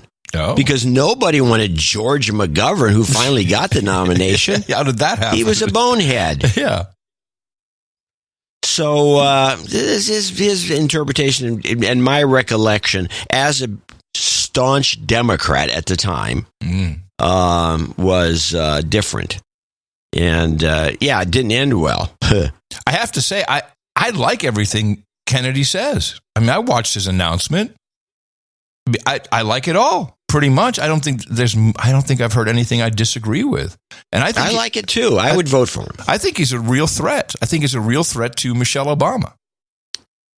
You can leave that on the cutting room floor, please. No. Why? Keep throwing it in every time you bring up any topic. We're still on the same topic. We're on the same topic. It's more than valid for me to say this. Just because you don't agree doesn't mean you can dismiss it. No, if I don't agree, I can dismiss anything I want. Okay. Well, okay. Then I can say anything. It's a foregone conclusion. You've already pointed out that he can't get any ink. He's got on Tucker, which is like, that's no good. Well, what if he got some Democrats and a whole bunch of Republicans? He's getting nobody. Let's be honest about it. Okay, I guess you're getting nobody. Let's go to NPR, and this is just the beginning. NPR is like the flak. What is it called? The shock troops. Yeah, stormtroops. Yes, the shock troops are coming in, and let's go RFK Jr. NPR smear. A familiar name has entered the 2024 presidential race to challenge President Biden for the Democratic nomination. Robert F. Kennedy Jr. He made his formal announcement earlier today in Boston. My mission over the next 18 months of this campaign and throughout my presidency will be to end the corrupt merger of state and corporate power that is threatening now. Now, Kennedy isn't just a member of one of America's most famous political dynasties. He's also an anti-vaccine activist who's been criticized by his own family. NPR's Shannon Bond joins us now to explain more. Hey, Shannon. Hey, Elsa. So, okay, a lot of people, of course, know the Kennedy name, but can you remind us who exactly is Robert F. Kennedy Jr.? Sure. He's the nephew of President John F. Kennedy and son of Bobby Kennedy. And Robert Kennedy Jr. is a lawyer who was originally probably best known as an environmental activist. But as you said, he's not only become a central figure in the anti-vaccination movement, but he's also promoted other conspiracy theories, like the baseless idea that 5G telecom networks are being used to control people's behavior. Wow. Do we have proof of this? I never heard that, but I mean, he's a conspiracy nut. Wow. Yes. She finished with wow. Anti-vaccine nut. Yeah, that's right. No, in fact, the truth is that he was an environmental lawyer, and he sued organizations that were putting mercury into our national waterways, chemical, mainly from factories, etc. And it was getting into the fish supply, and so he was suing people over that. And as he tells it himself, he kept seeing these women show up at all of his events, and they were saying, hey, our children are being hurt by mercury in the vaccines, namely in thimerosal and other such adjuvants. And that was... actually, that's not an adjuvant. I'm sorry. Thimerosal is a preservative. Preservative, okay. But mercury in the vaccines, and he went after... Thimerosal is mercury. Oh, there you go. It is mercury. So, and they were using that, and he went after those corporations. That's a far cry. In fact, he is explicitly not anti-vaccine. He was anti-COVID vaccine, yes. Because he showed us, he read the documents. He showed it to us. He said, this is why it's bullcrap, and this is why they want it on the children's schedule. I don't know why you're so much against NPR. I'm sorry. So let's continue this smear. It's our national treasure. What am I thinking? With part 2. Wow. Okay. How did Kennedy wind up as a leader in the anti-vax movement, though? Yeah. Well, he said he is not opposed to vaccines. He frames his criticisms as being about safety. And in his speech today, he didn't address vaccines directly, but he did raise concerns about chronic illnesses, autism, quote, poisoning our children. And these are all references to these debunked and false and misleading claims that he has promoted for years that undermine trust in vaccines. Most recently during the COVID pandemic, he opposed vaccine mandates and other public health measures. He promoted unproven treatments such as ivermectin, and that did result in some of his social media accounts being taken down for spreading false health claims. He says that's censorship. But the pandemic also did a lot to raise his profile. And so we're in this sort of strange place now where Kennedy is this figure with this iconic Democratic name, but he's also now being embraced by many on the political right who have adopted anti-vax views. Right, but he is running as a Democrat. Let me ask you this. President Biden's approval rating with Democrats, it's pretty strong right now. Polls find that Democrats are also more willing to get vaccinated than are Republicans. So what is the rationale for Kennedy here? Because this sounds kind of like a long shot, right? Oh, they're so elitist. What's the rationale? Why would you even bother? It's a long shot. Why even waste your time? Becky? So they also have the structure of that whole little part of that report where they go, and everything he says has been debunked as false. It's they go the one thing after this. They just can't say, it's questionable or it's not proven. These are news models. These are news models with the perfect face for radio. That's why they're on it. They got the voice. They do. Yes. All right, let's go to the part 3 of the Hi, how are you? Hi, John. How are you? Part 3 of the smear. Yeah, and for a long time also, vaccine opponents weren't particularly aligned with one political party. Here's how Annette Meeks, who's a lifelong Republican who runs the Freedom Foundation of Minnesota, a conservative think tank, here's how she put it. In the early days, it really is kind of where the crunchy granola left meets the far right. But that started to change even before COVID. You saw vaccine opponents begin to rally under the banner of what they called liberty or freedom. That seems to have really resonated with conservatives. And then when COVID came along, resistance to vaccines became linked with resistance to other things like closing schools, wearing masks. Everything was filtered through this partisan divide. And in fact, Kennedy does have some surprising sources of support. Donald Trump's former advisor, election denier Steve Bannon, has publicly suggested Kennedy should enter the Republican primary. And the conspiracy theorist and Trump ally Roger Stone has his own suggestion that Trump should pick Kennedy as his running mate. Oh, man. There you go. That's the ticket. It's a Trump-Kennedy ticket. Oh, man, oh, man. Well, there you go. At least we're wasting everybody's time with this drivel. It's a smear. It's a smear, and it's also, we got a way to go before it's time for the 2024 election, and we're all being just noodled. Teed up, and spun up over this stuff. Oh, it's not important, people. It's not important. Go to your local school board election meeting. Go to your local council meeting, and that's where it's important. This is dumb. It's a distraction. It's not important. And but it will be fun to watch Joe get taken down. But that's our job. So you can just continue, focus on your local community. Please. And I have a series of trans Maoist clips, which I'm excited to share with you. But we will do that right after I say in the morning to you and thank you for your courage, the man who put the C in clusters of children. Ladies and gentlemen, say hello to my friend on the other end, Mr. John C. Dvorak. Well, in the morning to you, Mr. Adam Curry. Also in the morning, all ships at sea. Feet in the air, subs in the water, dames and knights out there. And some boots on the ground. Then, of course, in the morning to the trolls in the troll room. Hello, trolls. How you doing? Put your hands up. Put your hands up. Let me see what you're looking like right now. No, I got no juice. How come I don't see anything? Maybe I was kicked off somehow. Somebody do the count for me. You were kicked off. Well, no, when I there we go. 1862. There we go. 1862 for today. How's that for a Thursday? Is that low? No, it's about recently. It's about right. Okay, it's not low for Thursday. It would be. We normally 1750 would be the median. Oh, okay. Well, I'm happy then. Trolls, thank you very much for being here. But a lot of disagreement from the trolls side. That's bullcrap. Hypersonic is above the speed of sound. 5 could be hypersonic, supersonic. They're very testy. I think a lot of these trolls are nerds. I say that with love. Who were very upset about the SpaceX launch. I think that they're upset. Like, oh, man, I was watching. No, they're not. Nobody cares. In fact, I think most people are excited when a missile blows up. I think that's why they watch. Like, hey, man. But I wish they would have blown up on the thing pad, there. On the pad, but that would not be their MO. Their MO is to blow up above the pad. So we can get more on the pad. Yes, indeed.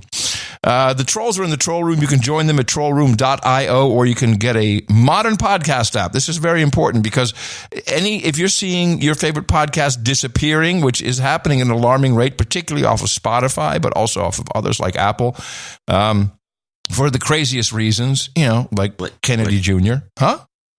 Oh, nothing. I'm just trying to get this web browser to work. I'm mumbling at it. Oh, your Bravo? My Bravo. Bravo browser. She keeps playing me movies. What the hell's wrong with this browser? Go to podcastapps.com and get one of these modern podcast apps with all the cool new features, 20 of them. And you can import your subscriptions from your old podcast app. Not a problem. Run them side by side for a bit. See which one you like. Let me know.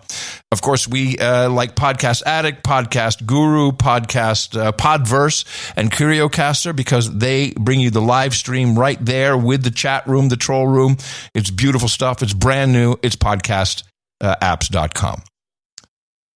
We also have noagendasocial.com, where people like to tag Adam and John in very long threads about stuff we don't care about and then say, you vote. No, we're not going to do that. You can follow us. Don't tag us in all your long, boring conversations, please.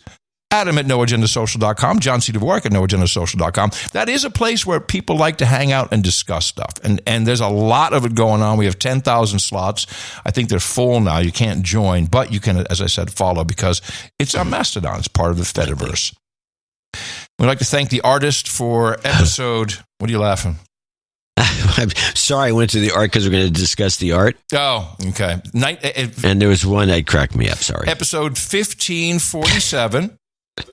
Which we titled A Sally, a nice, I guess the old word for a Karen, in a way. Actually, specifically, it was the old word for a woman who was a sorority sister. Oh, there you go. That's right. Now, we could not find any art on the existing new submissions page that we thought was appropriate or liked enough to choose. So we went into the archives. And interestingly enough, came up with something we had not used before. I'm not sure exactly why this missed out when it was submitted back in the day. No, it was because there was a better piece. It was from Capitalist Agenda, and this was the Rubik's Cube with mainstream media logos. And just looking at it again, what a great piece! Yeah, people really like this, and I feel good that we were able to use this after, what was it? This was months ago. I think he submitted this, maybe longer than that. I think it was the 1300s. Okay, that's several months ago.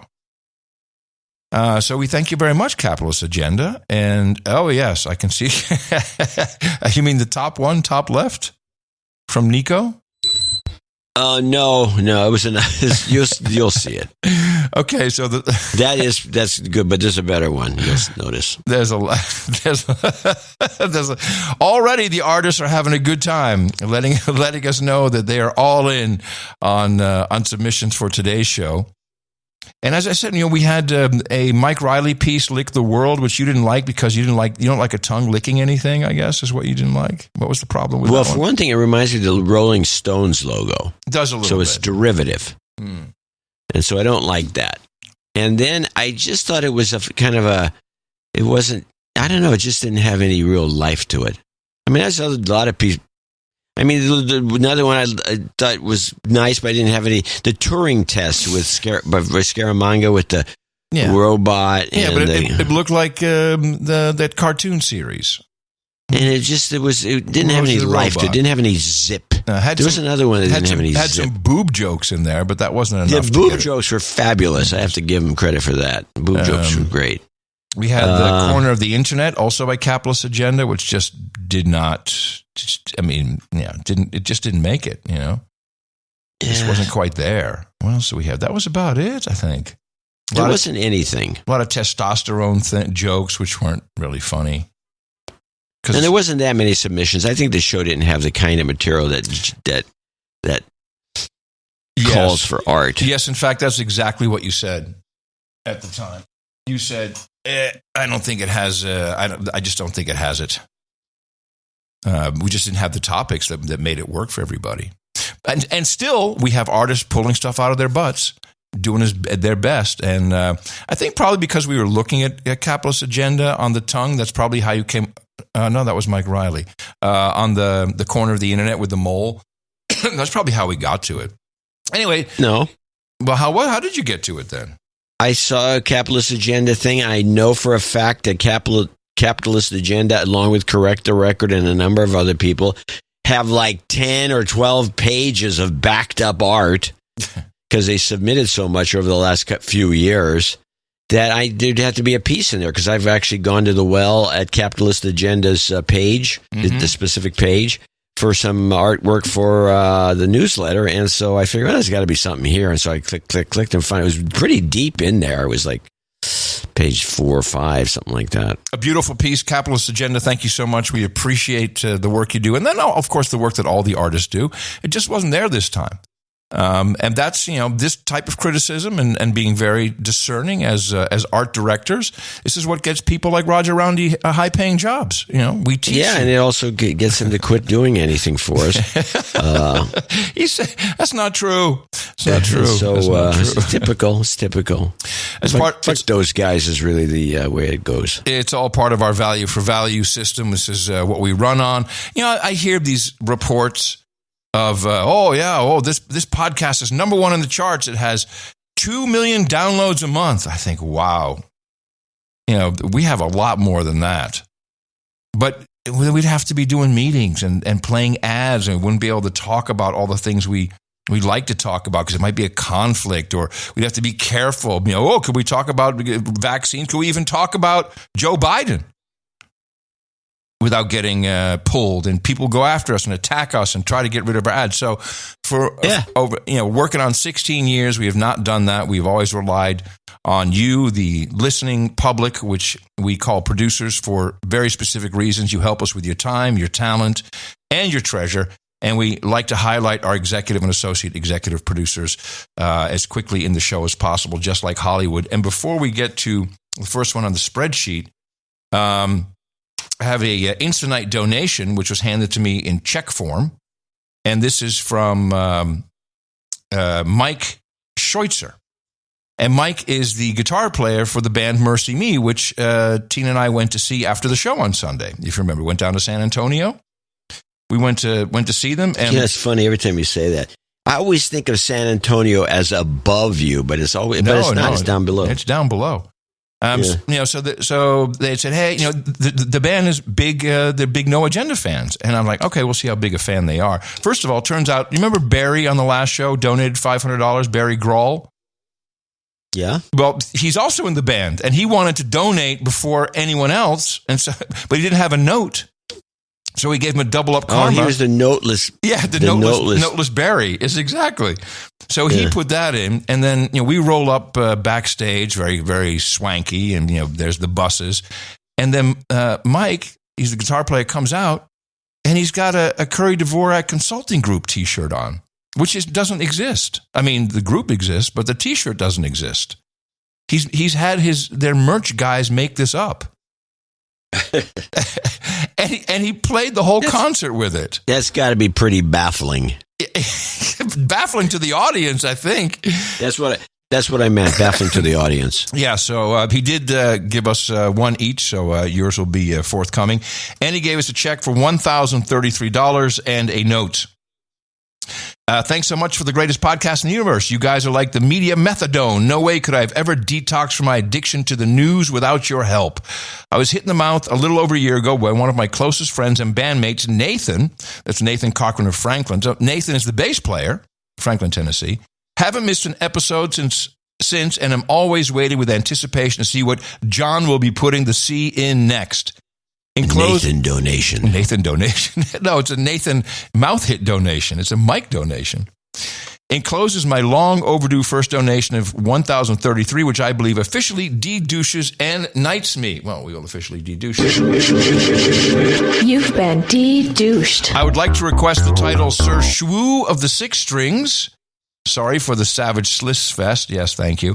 And would love Weller and Ribeye at the round table. I'd like to add a big thanks to Adam for allowing us all a front row seat to his family's faith journey. Greatly encourages my own faith seeing God's work in the lives of others. No jingles, no karma, just jitty to be in the NA family.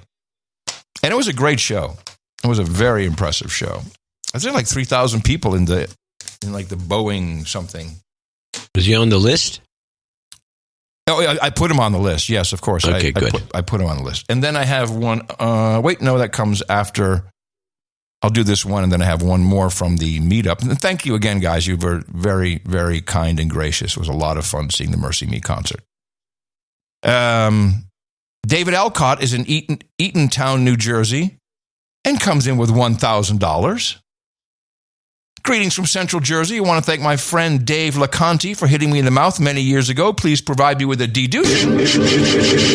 You've been de-douched. And he says, please cut it off before that awful 80s Nintendo synth riff. So I did that. Thanks for your courage, he says.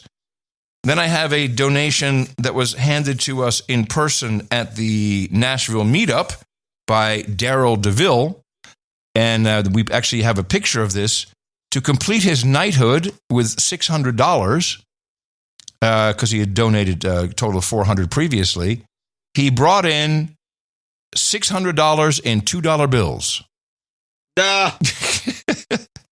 Stacks and stacks of $2 bills. Now, the question is, I mean, I feel like, he emptied the bank out. I guess they got all of their $2 bills. It's like, it seems like a shame for me to go and give that back to a bank and then send a money order. It's really cool. I mean, they're the 3 stacks of 100 in 2s. You want me to send you a stack? It's pretty cool to see. I used to go to the bank and get stacks of $2 bills because I used to farmers market people and people like that, give them out there and they'd all get a kick out of it. I stopped doing that. I matured. And actually, what really stopped me is one time I ordered a stack of another one of those $200 worth of $200 bills, and the entire stack was all cocaine bills. How do you know? Because they had that funny folding thing where people fold up the drugs. Yeah, I wouldn't know. Every bill was folded. And so I took the thing back to the bank. I said, what are you giving me this for? Is the Federal Reserve selling coke? What's the deal? And I turned him in. That's the last time I ever got a batch of 2s. That was the end of it. So, no, I don't want a batch of 2s. Okay. Well, we appreciate it. And he will become Sir Gnoy Weaver of Dixie Alley. Sir Gnoy Weaver of Dixie Alley. And we appreciate his support very much. Onward with the next donation. Yeah, Knight MFDX of Anjou, Toronto, Ontario comes in. Didn't really have much of a note. He's just got way too many jingles, which we're not going to do. Well, actually, I can do it. It's just hit it. Fauci wheeze. While I'm high. Half-second pause. No. Please, people, I don't care. You can do it, but we don't want to. This is not like no. It's no good. If you just say hit it, I think I can play these for him. Well, okay. Well, let me start with thanks for the excellent product, gentlemen. The only issue is starting this show 2 hours later. Wow. He's got this is a $420.69 donation. Yeah. Hey, man, I just noticed that starting later. How long has the 2-hour thing been going? I think you're right. The only thing I've noticed is the show starting. Let me read it correctly. The only issue with starting the show 2 hours later is by the time Adam says in the morning, John, it's damn near afternoon. Wow, I am really high. Beautiful. Yum. There you go. Wasn't that hard? It was a good sequence. I'm not going to say it wasn't. But it's just shouldn't be discouraged. That's okay, because now I get to decode this next one, because, the Stoners came out for 420. This is, of course, 420. What? Darius Unity from Upper Marlboro, Maryland, 42042. So a 420 with the most interesting and important number in the universe, 42 as a sense behind it. Peace, blessings, and mad love, Gitmo Nation. Thank you for your courage. In the morning, hooey, 420 born day night here, turning 34 years old. Blessed belated birthday to Mr. Dvorak also. Oh, it's excuse me. My throat is sore. I'd like to be known as Sir Darius Unity, Darius Unity, Knight of the Sandhill People, roundtable request, wild-caught Alaskan salmon, JCD style with mocktails. Also, in the morning for 3% off at warrantees.com. In the show notes, please. That's warntees.com, warrantees.com. That's a cute pun. It is. 42 cents because my brand warrantees.com has 42 as a logo and 3% off with ITM. Please place link with my name in the show notes. Yes, you got it. Kamala's biscuits, please. So I wonder if is he on the birthday list? I want to have to check and see if he's on the birthday list. Kamala's biscuit, please, and all the karma. Birthday no agenda meetup currently underway in D.C. Apologies for the late notice. Stay safe. Peaceful tidings. Darius Unity, founder of War and Teas. They always give me a biscuit on my birthday. All right, brother. No problem. Let me check and see if he's on the list. Karma. Your next president. Make sure he's on the list. Yeah, he's on the list. Ashley Zafman in Ontario, London, Ontario, Canada. Happy 6th anniversary on 420 to my husband. Wait a minute. Ashley, yeah. To my husband and No Agenda Knight, Sir Bram of Upper Scandinavia. Love always, your smoking hot wife. Oh. There you go. Oh. Cheers to many more years of No Agenda together with beers, buds, and Boston Terriers. Sir Stoner Boner is from Kent, Washington, 420. Adam and John, Sir Stoner Boner here with my annual executive producer donation to the best podcast in the universe. I can't express how much I appreciate being able to listen to you twice a week. Thank you for the amygdala maintenance, and please share my karma to all of No Agenda Nation. Thanks, Sir Stoner Boner. You've got karma. Onward with Mike, the polymath. Oh, polymath. If he is a polymath. Indianapolis, Indiana. That means he does numbers real good. This is Mike, the polymath. I asked for official de-douching. You've been de-douched. Although I've donated many a meetup, I have yet to be fully cleansed. I hereby bequeath. I can see that. Yeah, yes, I can visualize bequeathing. Mike, yes, the polymath, he likes who uses the word bequeath. Yes, I hereby bequeath 419.93 in honor of my day of birth and the final day of the Waco siege at Mount Carmel. Well, I prefer the history of April 19th, 1775 with Paul Revere's ride and the shot heard around the world. I would be remiss in neglecting to acknowledge the dark day that occurred 30 years ago as I emerged into this world, a newborn babe. I'm turning 30 on Wednesday. I could think of no better way to celebrate than to humbly donate to the greatest podcast in the universe. I asked for jobs karma for my business. Easy peasy garden solutions. Woo! Easy peasy garden solutions in Indianapolis, Indiana. And for or around thereabouts. And for podcasting karma for the Easy Peasy podcast. Oh. I build and maintain a number of veggie gardens in the Indianapolis area. Oh. And I discuss a variety of topics on my show, sometimes with new and interesting guests. No jingles, but a little Sharpton's respect wouldn't hurt. Thanks a million for all you do. Mike. The polymath. R-E-S-P-I-C-T. Jobs, Jobs, jobs, and jobs. Let's vote for jobs. You've got karma. Then we got those crazy indie people. The Indie NA Meetup got a report later, 3:35. Switcheroo raffle donation from the March Indianapolis No Agenda Meetup for Amy Thurmond. That means Amy gets the executive producership there. Okay, I've done the switcheroo. Adam and John, my husband, Sir Craig of the Dark Moon, and I first. By the way, I met these folks. They came to Nashville. Yeah. They came to the Nashville meetup, and I attended. I'm sorry. They're everywhere. The Indiana people, it's pretty insane. They're everywhere. Yeah, they are. My husband, Sir Craig of the Dark Moon, and I attended our first ever No Agenda meetup last Sunday. Oh, wait, this is different. The Crossroads of America Indianapolis NA Tribal Meetup and the spirit distillation of the Mash House at West Fork Whiskey in Westfield, Indiana. I am honored to be the winner of the donation raffle. Appreciate all who contributed, as this puts me on the path to becoming a dame. Oh, that makes sense, yeah. The meetup was fantastic. The Indiana crowd is welcoming and fun. Truly a great experience. Many thanks to Sir Mark and Dame Maria that's who came to Nashville. Sir Mark and Dame Maria for organizing, and more people came. It was insane how many people came.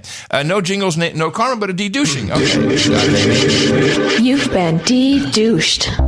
You got it.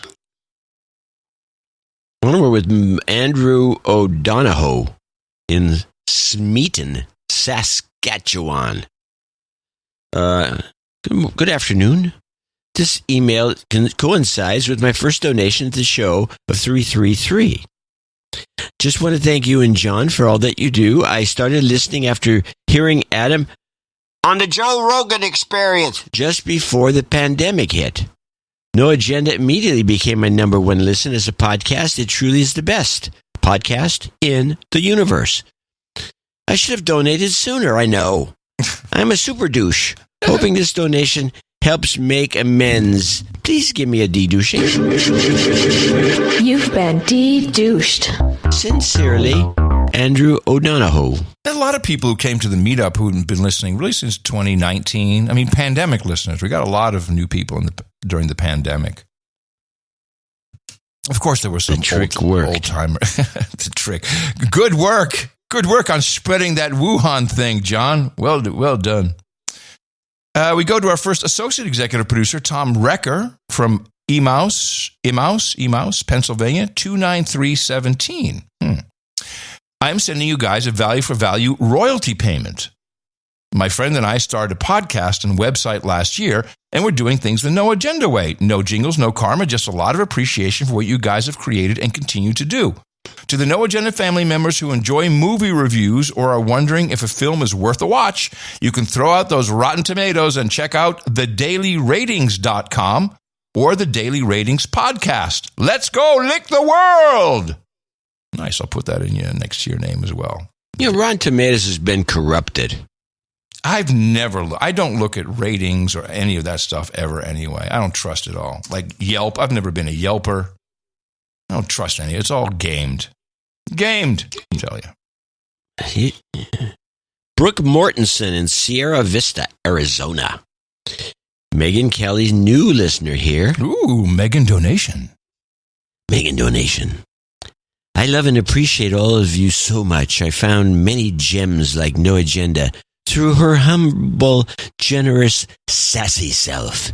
And then I started listening to Rogan because of you. Oh. That's a switcheroo. Yeah. So, you're welcome, Joe. Yep. High five. $222.22. That's a row of ducks from her. And Monday, I will be back on the Megan Kelly Show. What's the topic? I don't know what the topic is. I've been asked to, I don't know. I've been asked to come on the show. That's all I know. Maybe it's a setup. No, it's hard I think it's hard doing a show 5 days a week. You got to get a guest. And it's like, and my number's up. Don't you think that's kind of how it goes? I mean, that's you.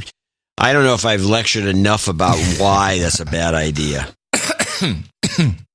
Doing an interview show? Yeah. Yeah. I mean, you can do interviews every so often, But a daily interview show requires a full-time booker. And, there's so much competition. So you have Joe Rogan, which I still consider to be the Mac Daddy. That's the all-time Johnny Carson Tonight Show level. Yeah, no, it's the number one. It is the show. It is the show. And then we have, what else do we have out there? Glenn Beck. I think Glenn Beck is huge. I think that's also a big show. Yeah, but to compare the... Not comparable. Not to be compared. No, it's not comparable. But then you have everyone go on the pool boy. I'm never going on the pool boy show. That would be the equivalent of going on Letterman when you've been discovered by Carson. I think that would be rude. Don't you think? Well, I think it would be lousy. Yeah, yes. For more reasons than one. Yeah. Oh, okay. It's West Virginia. Ugh, who wants to travel to West Virginia? Oh, well, that's your home. That's your stomping ground. Yeah, for 3 months. My alma mater. You're right. 20816 comes to us from Victoria, Australia. Altona North from Dinny. Dinny says, hey, Adam and John, the number represents my daughter's due date. 2080. Oh, so 20816. Maybe. I'm not sure. I wonder if this was, is that the Australian number or is that the U.S. number? Yeah, you're asking the wrong guy. Yeah, I'm just asking in the air. First-time donor, I first heard your show from Carl at Who Are These Podcasts back in 2020. Thank you for your honesty, integrity, and producing a great show. It irked me to hear Adam butcher the pronunciation of Xi Jinping recently, so I'm offering a pronunciation note. The X sound or the Z sound in China is unvoiced and sounds similar to the English sh if spoken through a grimace or wide smile. Let me try. Xi Jinping. Okay. And then it has a whole bunch of complaints. I was wrong. I was wrong about Australian beef. Everything's great. There's no Chinese beef. I was wrong about their money. Everything's great. Nothing's wrong with the money in Australia. I'm wrong. That's kind of how I sum it up. And I think that's pretty accurate. And lastly, I recently listened to Adam discussing his conversion on the JRE. Congratulations. I was blown away by the difference in audio quality. I don't know what you are doing over here, but keep up the good work. Yes, some people do say that our audio quality ruins people listening to other podcasts. And I'm well, sorry. You know what I say? No. I say it's a crime that you have not won an audio engineering award of some sort because you're the one responsible for the audio sound, not me.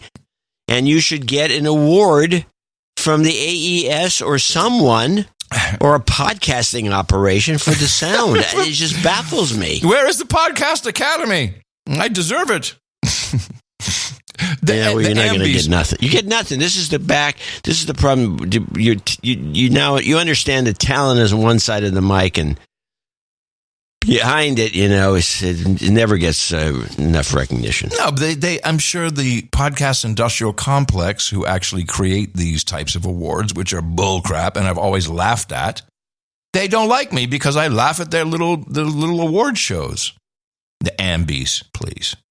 I mean, it just sounds like some pharmaceutical thing. Here's an Ambie. I don't want that. Thank you, Denny. I don't know about the Ambies. Oh, that's the award of the industry, and there's all kinds of. Everyone has an industry. Award. It's the podcast industrial complex. You're the industry. Thank you. Yeah, the actual one. We should. You know what? I thought about this before. I'm going to bring it up. Here we go. We should have the No Agenda Podcasting Awards. I'm all in. Let's do it. That didn't take much to convince. No, I'm all in because it will be hilarious. But it would be, well, it'll be I don't think it would be hilarious. I think we'd probably come up. Mm-hmm. It would take us a while, and these would be awards. I guess you're supposed to do them once a year. But once we do them once, then we have to do them every year. They would actually be good podcasts. Oh, yeah. And not repurposed junk from NPR or wannabe junk from NPR that wants to be on NPR, but it can't make it. None of that stuff. It's a lot. Genuine podcasts. It's a lot of work. Okay, we're not doing it. Exactly. Onward. think we left off with at Cheryl. Cheryl Dorfell in Big Pine Key, Florida. Wow. De-douche me, please. You've been de-douched. I was hit in the mouth by my favorite son, Sir TJ the Wrathful. Going to meet up outside of Nashville Monday night with him. Love the show. There's no other like it in the universe. So that's a fact. So $200. This is the wife of Sir TJ the Wrathful, who also brought his human resources to the meetup. And they're the ones that did the We Don't Talk About Brandon. And his kids were adorable. Yeah, I said, abuse them some more. We need more of that stuff. And he said, okay, no problem. I'm doing it. J.C. Swisher in Naples, Idaho, $200. Switcheroo for Joe Wall for his birthday, April 22nd. Happy birthday to the love of my life and the one who hit me in the mouth. Well, thank you very much, Joe. We're going to do that. Yeah, I mean, Joe, thank you, J.C., and thank you, Joe, for hitting J.C. in the mouth. Good work. All right. Okay, this is going to be tough because I don't get to. This would be Steindulk in Nijmegen, Holland. Pretty good. Pretty close. ITM, my colleague and I, this is the last $200. ITM, my colleague and I are going to meet up this weekend because I don't want to go as a freeloader. Here's my donation. We'll give him a de-douching. You've been de-douched. My colleague, on the other hand, doesn't mind going as a freeloader. Please call out Eric as a douchebag. Douchebag. And that's the message. All right. Then we have... that's it. That's the last one. Let me... and we're going to take a second break later on. Don't you think we should do a second break? Well, I mean, it's less numbers total than last show, which we did when one passed. There's not that many left. Okay. Well, then let me just... thank a couple people for some other donations that we got at the meetup. $100 from Sir Scovey of the Piedmont, and that's a switcheroo for his smoking hot girlfriend, Ciara. We have Mark and Lisa Churich, $100. Professor Tom Gallucci, he came up with an outstanding promotional item, the No Agenda Sealing Wax, CEILING. And so he actually created a product. You know, we have sealing wax for your important correspondence as a knight or a dame for your ring. He actually created a product called No Agenda Sealing Wax, and you could put it on your ceiling. And it's noagendasealingwax.com. Stephen West, a boob donation, 8008. Thank you for the community, love and light. He's in Loserburg, something, Tennessee. Samantha West, thanks for hitting me in the mouth. Have some boobs, 8008. And we each got a silver dollar from photobyfranklin.com. A Lady Liberty for each of you. Thank you very much. It's beautiful, and I will send that to you. And then we got 2 beautiful challenge coins and $100 from Sir Rory of the Duck River, and he wrote a very nice long note, and I will forward that to you as well, John. And we thank everybody for coming to the meetup. Just being at the meetup was great. Some people were being hit in the mouth on the spot and donating $33, getting on some of those wonderful sustaining donations. And it was really nice to see everybody. Thank you for coming out. John's going to take us through the rest of these donations, and then we'll give you some. There's a few left. Let's start with Cerveza. Cerveza, get it? I got it. He's in Florissant, Colorado, $105. Heather Allen in New Wilmington, Pennsylvania, $105. Does she want a douching or anything? I don't know. I don't see it. No. Douglas Murray in Missoula, Montana, $94.20. Douglas Murray was in Missoula, Montana. Sir Kevin McLaughlin's up there with 8008. You know him? He's in Locust, North Carolina. Everyone's favorite. Edward Owens in Alameda, California, 8008. Kyle High in Kaiser, Oregon. Switcheroo for his wife, Erin High, H-A-G-H. I think that's pronounced High, H-A-I-G-H. Sounds right. And then he says, because it's 8008, he says, I love your boobs, babe. Patrick Coble in Fairview, Tennessee. He donates as well. He's unstoppable. He pays for everything. He makes everything happen. Thank you, Sir Patrick. We really appreciate it. 7140. Really appreciate it. And it's a happy birthday to his daughter, Karen. Oh, that's right. Yes. Beautiful wife, Sarah. Who I met. I met both his kids and his wife. It was great. Oh, that's nice. Yes. Raymond Bressler in Arlington, Washington, 6996. Joseph Stegman in Thousand Oaks, California, 66. Kevin O'Brien, Chicago, Illinois, 6006. And he's getting knighted as Sir Kevin of the 80th parallel. Standard fare will do. So he's on the list. He is. Sir Mango Meat in Detroit, Michigan, 56. This is interesting. Because I know for a fact that Kevin McLaughlin came in with a second donation for 6006. Okay. And it's not on here. So it might have gotten bumped or it didn't. I don't know what happened. All right. Sir, but anyway, thanks to him again. Sir Mango Meat is Sir David Galloway in Flower Mound, Texas, 5510. Love the Maoist Revolution segment. Dean Roker, 50 people love the Maoists. Yeah, we got more coming up. 5510.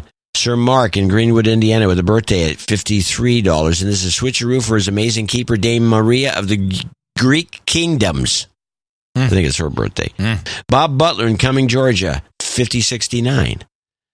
Chris, just playing Chris in Wichita, Kansas, 5050. And he's got a birthday for his wife. And now we go to the $50 donors who run right through these. These are starting with Nathan Cochran, his names and locations. Franklin, Tennessee, 50. Tatiana Prince in Hollywood, Florida.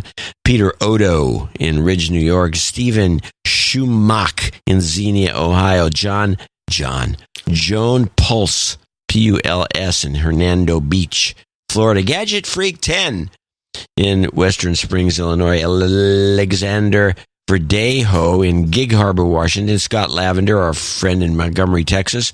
Sir Andrew Gusick in Greensboro, North Carolina. Joe Oswald in Lithia, Florida. Peter Andrew Perez in San Marcos, Texas, with a switcheroo. Credit Sister Aida, A-I-D-A. She's going to have a birthday. 60. Matt Illingworth in Montclair, New Jersey, 50. Robert Case in Mill Springs, North Carolina, 50. Christy Jones in Demarest, Georgia. Stephen Crummy in El Cajon. Sir Spud the Mighty in Marietta, Georgia. Jerry Wingenroth in Saugus, California. And last on the list is Leanne Shipley in Covington, Washington. It's actually a fairly short list. Yes, well, we do. But I want to thank them all. We're going to make up for that with lots of knightings and birthdays. And we have a black knight to deal with today. Sir Mike of the New Jersey Lowlands, and we missed him on the last show. He says, after many months, I finally reached the title of knight. I'd like to thank you and Adam for keeping me sane in this world of media nonsense. The show is definitely the best podcast in the universe. That's right. It's in the leaked documents from Discord. I'd like to request the title of Knight of the New Jersey Lowlands and have Irish car bombs at the round table. That doesn't sound very nice. Okay, Irish car bombs. Maybe it's a drink. I hope so. I don't know if I like that. Oh, Love and Light, he says, Sir Mike of the New Jersey Lowlands, and thank you all very much for supporting the show. Episode 1548, the executive and associate executive producers know by now that those are titles you can have forever. They do not expire. You can use them anywhere. Credits of show business ilk are accepted, like IMDb. You can put it on your LinkedIn. Just throw it on your resume. And unlike the phonies in Hollywood, we will gladly vouch for you. Thank you again for supporting us here at No Agenda, episode 1548. Our formula is this. We go out, we hit people in the mouth.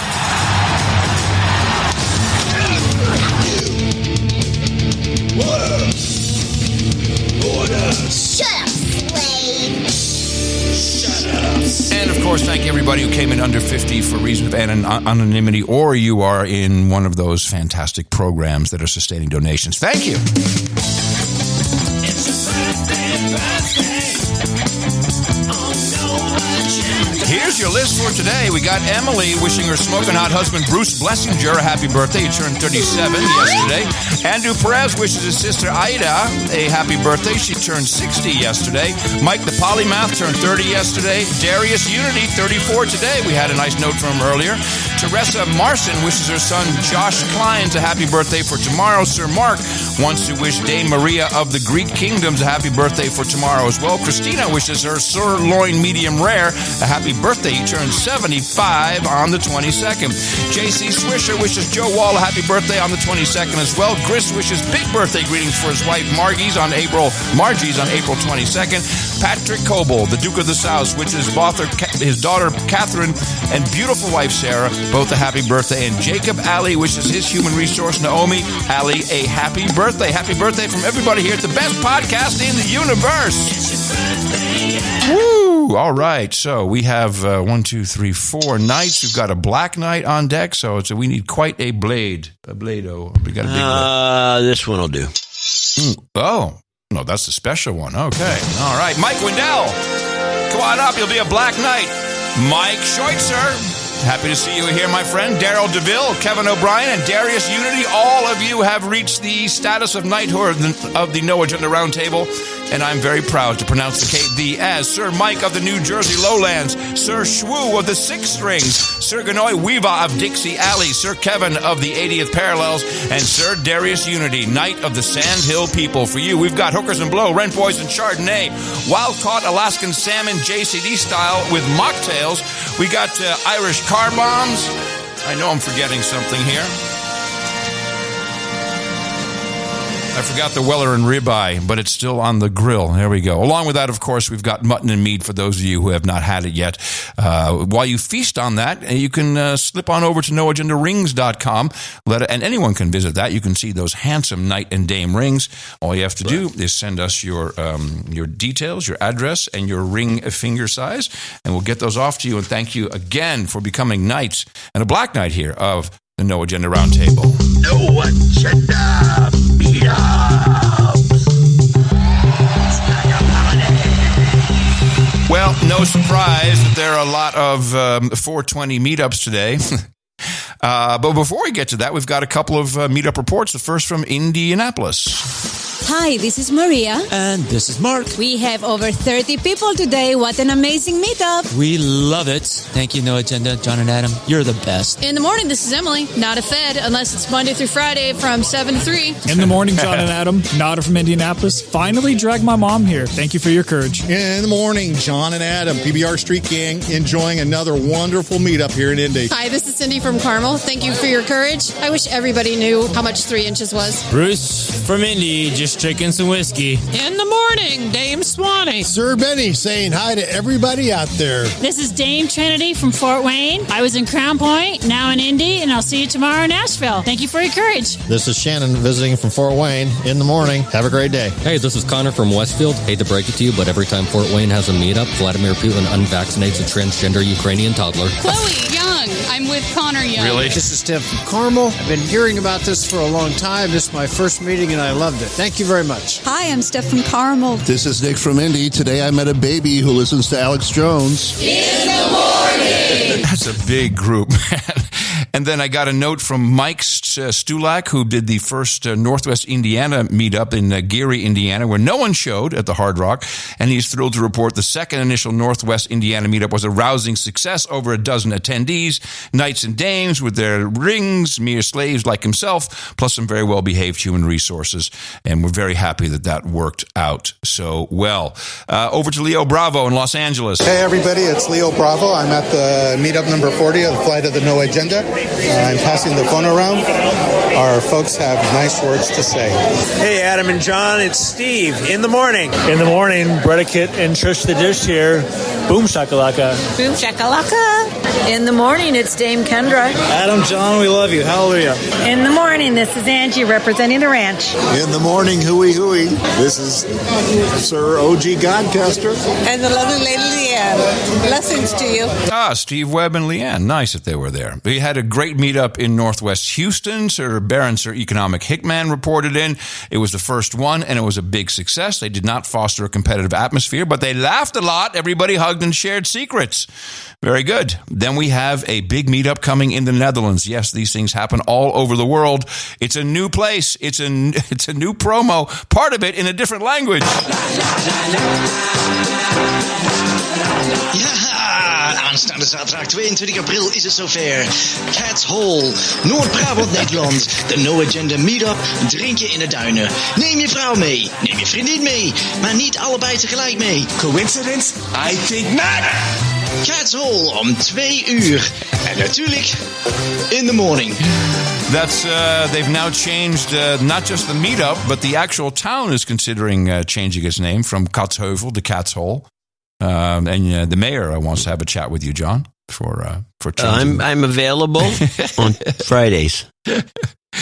Let's see. Here's what's happening today. The DC meetup, Darius Unity, as he already said, is probably over. The happy 420 born day to me. However, the Sandy Brigade Third Thursday meetup in Post-Idaho Falls at Selkirk Abbey kicks off at 5 today. 6 o'clock, the Virginia, Maryland, West Virginia Tri-State meetup at Union Jack Pub and Restaurant, Winchester, Virginia. We have Charlotte's Third Thursday, 7 o'clock at Ed's Tavern, Charlotte, North Carolina. On tomorrow we have the Spook in the Alley. That's in Roanoke, Virginia. Man, the spooks are out. It's either Indianans or it's Spook.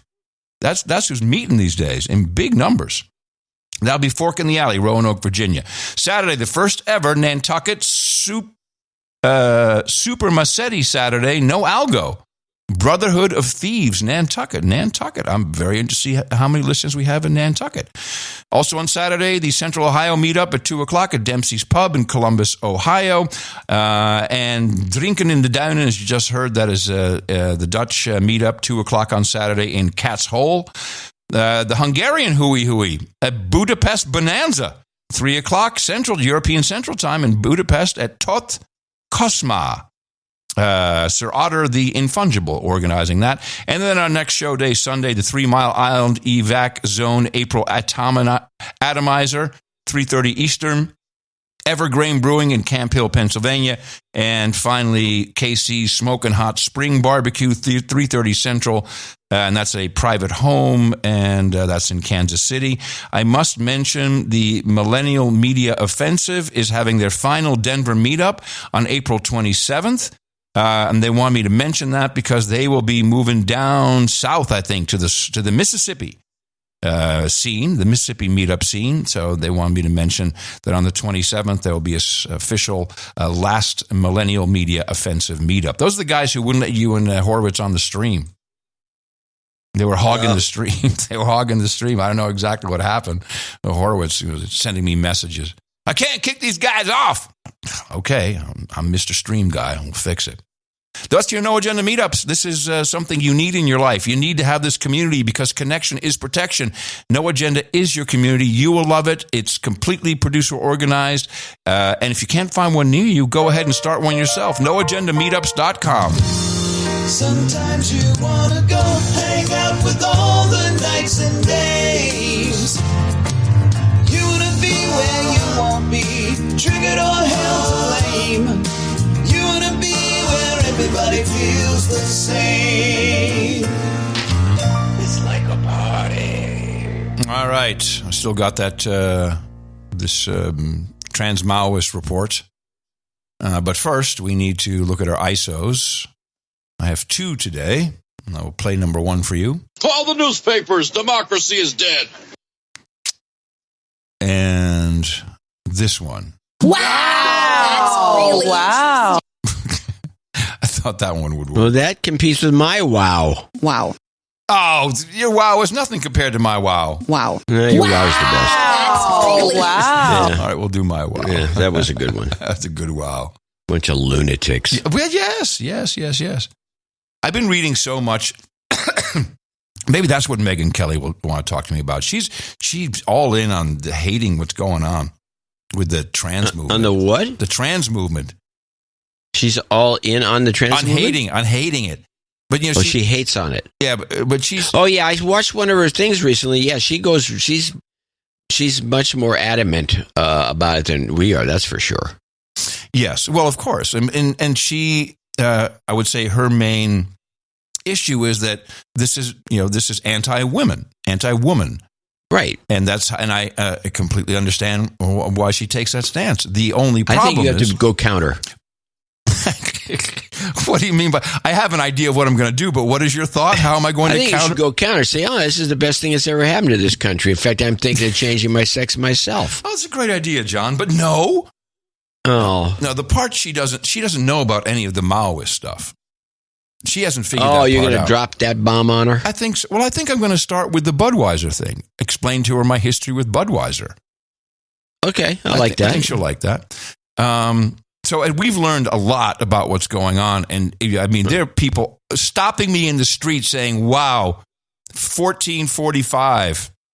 That episode was so mind-blowing about how you took it from what's happening with this gender-affirming care, which by itself is a psyop, if you watch the documentary Affirmation Generation. Did you ever get a chance to see that? I've watched it twice. Really? I have not watched it twice. No, I've watched it, but not twice. And I'm just... This whole pronouns thing bothers me so much that we fell for that. You know it ties your brain up? Have you heard of the Stroop test? Stroop? The Stroop test. For some reason I have. I can't tell you what it is, but I have heard of it. Yeah, it's a psychological test where there's a whole bunch of colors written out. So it'll say blue, yellow, purple, red, pink, except each color is not the corresponding name. So the blue will be in white. Pink will be in yellow. Yellow will be in green. And if you just try to read it, you can't read it very fast because your brain is trying to process two opposing realities. You're reading the word blue, but you're seeing white. And no, that's not that hard to read. I just turn off my color vision. Okay, thanks. So this is very similar to what a pronoun is, particularly when it's they or when it's obviously an incorrect pronoun. And that is used to then, psychologically manipulate the people who are everyone who is slowed down by this. I mean, that it is, in fact, a very, very slick manipulation. Can I ask you a question since you're going to be grilled on this? What difference does it make what pronoun you use? Because you never use it with the person. Precisely. It is a way to disrupt the parent and child relationship. You're stupid, Dad. It's a them. And you don't know. You're like, oh, okay. You're underinformed, as most parents are. We're busy parents. But of course, this is all the distraction. The distraction is the men in sports. The distraction is the men in the dressing room. It's not that I'm downplaying it, but the true trans Maoist movement is 80% of girls who want to transition to boys or to men. And the way this is happening it is truly atrocious. It is happening all over the United States and pretty much only now in the United States. We'll just reiterate, the UK, Finland, Denmark, the Netherlands, they're all shutting down these practices of medical transitioning. Here in America, we just hype it up even more and call it gender-affirming care. The president, the whole administration uses this. But when you hear, for instance, watching that documentary, and I've got a lot of our producers emailing me saying, wow, this is happening to my daughter. What do I do? And I said, oh, yeah. You got some of these too? No, but you do. I mean, we've talked about this already. You have been getting some notes. I haven't gotten, at least none that I remember. I think this bit will work, and this may actually get us more listeners from the Megyn Kelly audience. Well, I hope so, because it's important for people their amygdalas need adjusting, because they're all, especially Megyn, they're psyched out about, these men acting like women. And of course, yes, absolutely, there's a percentage of people who have body dysphoria or dysmorphia, pick which one you want. Of course, less than 0.1%. Yeah, but it's not 9%, which is what it looks like now for girls who want to transition to boys. No, that's something amiss. So there is this. I think this is an English show. It's called Trigonometry, and they had on the trans clinic whistleblower. She worked at the Washington University Transgender Center at St. Louis Children's Hospital, Missouri. And she actually wrote a blog post back in February about some of her experiences. And they had her on the show. I just pulled 3 relatively short clips, but it says it all as to what's happening. And parents need to take note of this. Here's her background just to start off. Oh, by the way, she is very butch looking. I think she's married to a trans man. She's an adult. You know, this is not children. We're talking. My issue is the children that are being coerced into this by the therapists and these types of clinics. And just hearing these 3 clips, if you're interested, you'll want to hear her whole interview. I'm Jamie Reed. I have a Master's of Science in Clinical Research Management, and I was previously the caseworker in the Pediatric Transgender Center at a clinic in St. Louis, Missouri. So in the middle of America. I spent about 4 years and 4 months in that position. I worked at the university previous to working with trans kids. I was working with young adults who were HIV positive. I have a lot of experience in case management. I worked with kids who are in foster care, and I've also worked in a lot of medical and health settings too. So I came into the clinic really excited about the opportunity that I thought was going to be to help trans youth and their parents. Right. So she thought, okay, this is all good. I'm going to do some good for the world. And pretty soon she saw that this was not exactly all on the up and up. Right away, I was struck by the lack of organization for the center. So there was no real written protocols. It seemed like it was kind of a fly by the seat of the pants kind of operation. They had already been open for a solid year before I got there. And yet it seemed like they were kind of operating outside of a lot of the normal structures that you'd see in medicine. Most of the departments and divisions in medicine have a lot of layers. There's a lot of top heavy. There's a lot of, administrative roles. And it seemed like this center was kind of off on its own, had this little pocket. And I was also struck at the very beginning because the administration of this hospital let this clinic open. And I was told that they originally thought that they were going to have about 50 patients total. And when I left, we were close to 2,000. Okay. Yow. Yeah, exactly. What are the chances? All these girls who are trans in St. Louis? No. What is happening, and we've talked about this years ago, maybe not even in this context, but social media, particularly with young girls, there is an absolute, there's something known as social contagion. And we talked about this in respect to tics. You remember girls would have tics? And they say, I have Tourette's now. And they'd all have tics. And it was all coming from social media. And some of them, it was very much, we even looked at some of the history. There's been, you call it mass hysteria. There have been moments in history where social contagion was so strong that entire towns could not stop laughing for a week. You remember that one? Yeah, and then there was the June bug thing. There was a slew of these. What was the June bug thing? Oh, people imagine there was some bug. It's like the bed bug. Remember the bed bug infestation everywhere? Yes. And then all of a sudden, it's not even in the news anymore, even though bed bugs are still here. Mm-hmm. But June bugs was similar to the bed bug scare. You should look it up. It's on the Wikipedia. People should look it up. And there's no such thing as a June bug, but they were infesting everything, and people were finding them, and they were getting itchy, and it was a period of nuttiness.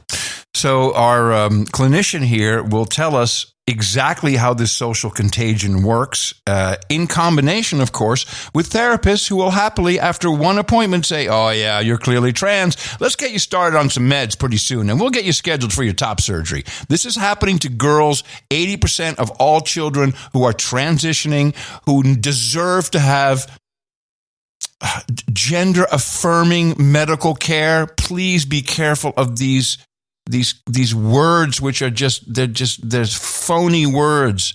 It's sterilization. It's truly mutilation. Listen to this. I definitely have come to believe that in the United States there is an element of social contagion in play going on with young people who are seeking out care in gender centers. And I'm not the only one to believe that. I had lots of parents report very similar things. And there were even a number of patients in the center who would report and directly said, I only got this online. I think it's well known in medicine that adolescent girls are just more open and more susceptible to many different kinds of social contagions. That has to do with a lot of ways that girls are socialized, but also the way that girls interact in kind of group settings and pick up things and show empathy with those in their group setting, oftentimes by taking on attributes in those group settings. So I didn't just see that these kids were picking up gender as a social contagion. We have a lot of issues right now in my country with adolescents who are experiencing tic disorders. They think they have Tourette's. They don't. There's been a recent wave of young people believing that they have what they refer to as DID, so multiple personalities. You are seeing these things directly coming from social media. There you go. There's your culprit right there. I get a lot of DID TikTok videos. Oh yeah. We've played on the show. The Hawk Girl is my favorite. The what? The Hawk Girl.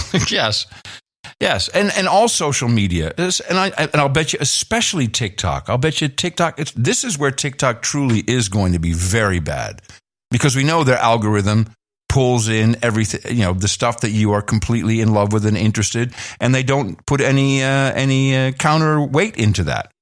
No. And this is where it's coming from. Now, if they just said that, let's get rid of TikTok for that reason, I think people might be more into it. Yeah. So this is a very bad situation that we're in. And I don't know how we get out of it, John. I mean, other than just keep saying that this is being pulled back in all of Europe. All the countries who are leading with it are stopping. I think that's a good argument. They're the ones who started it, Yeah. And they're the ones pulling back. But meanwhile, Colorado, signed as the first state that, if you're transgender and you want treatment, we can do transgender treatment tourism. Come on over to Colorado. We're all for your gender affirming care. And parents, they don't know what to do. Man, they're poor helpless. Parents are dumb. I don't know if they're dumb. Yes. That's not fair. I mean, when you have all these doctors telling you that this is a thing and this is what your kid has, I mean, you've been taught to trust the doctor. Yeah, well, that was a mistake, wasn't it?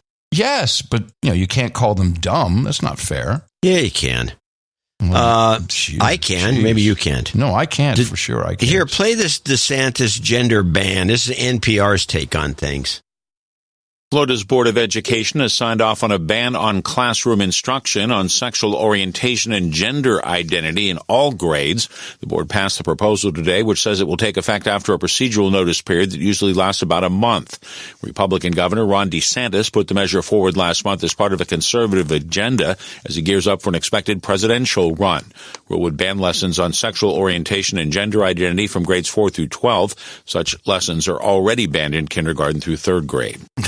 Man, can't believe the fact that you'd have to ban them kindergarten through 3rd grade is beyond me. I can't believe we have this conversation even. And these people who are doing this are evil. And a lot of them are, former. Well, I just call them plastics. dumb, but you're pushing it. No, the doctors doing this are not dumb. They're evil. They know what they're doing. Well, the medical system is not performing properly. And I blame it. You have to blame it on the top guys, the guys who run the AMA, for example. Well, the licensing professionals, the same guys who threatened to license to the doctors in Canada who said, well, I don't know, maybe we shouldn't take this shot. Maybe try ivermectin. So there was an interview on CNBC with the commissioner of the Food and Drug Administration. The guy's name is Robert Califf.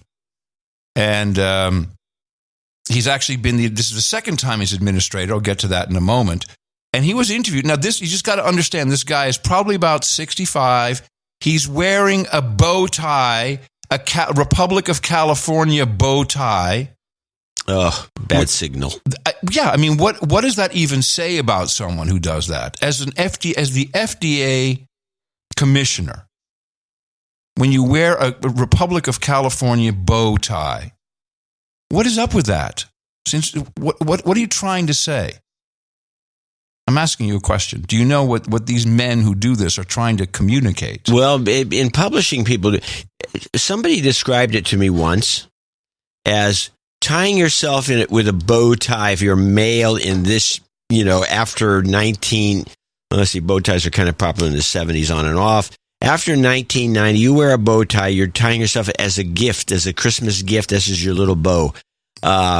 I'm perfect. I'm a good boy. I'm perfect. Yes, it's a good boy look. Well, he's not. There's something sick about it. Yes. Even Tucker, who used to wear a bow tie all the time, I haven't forgotten doing it. Yeah, I haven't forgotten It's not a style anymore. No, it's a statement. Does that mean I'm also just following orders? Maybe I'm a good boy. I'm a good boy. I think good boy. Boy. Well, he is a good boy.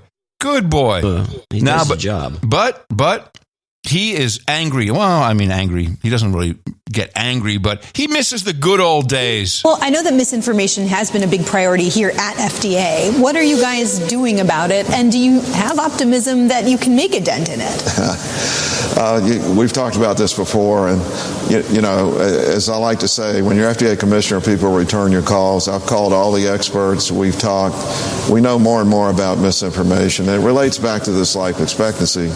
Why aren't we using knowledge of diet? It's not that people don't know about it. Mm-hmm. Why aren't we using medical products as effectively and efficiently as our peer countries? A lot of it has to do with choices that people make because of the things that influence their thinking. The COVID vaccines and the antivirals give us an easy way to talk about it, but this is not limited to those areas. In heart disease, so many people don't take their medicines, even though they're now generic and very low cost, often diluted to taking things that are sold over the internet that aren't effective. So how do we deal with this? First of all, you got to tell the truth in a louder volume.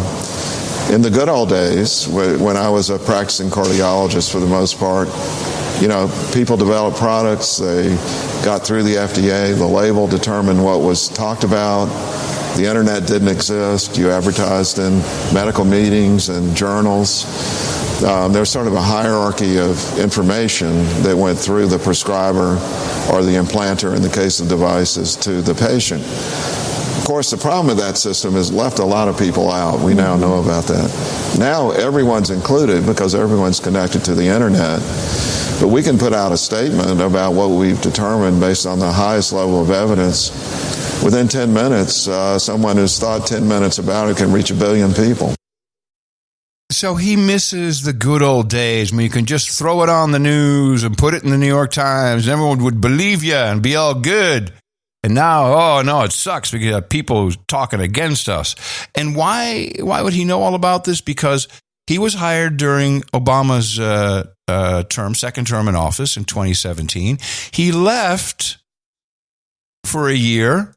And where did he go? How did your experience working in the tech industry, working at Alphabet, impact how you think about the role of the tech industry in helping try to stop some of this misinformation or disinformation?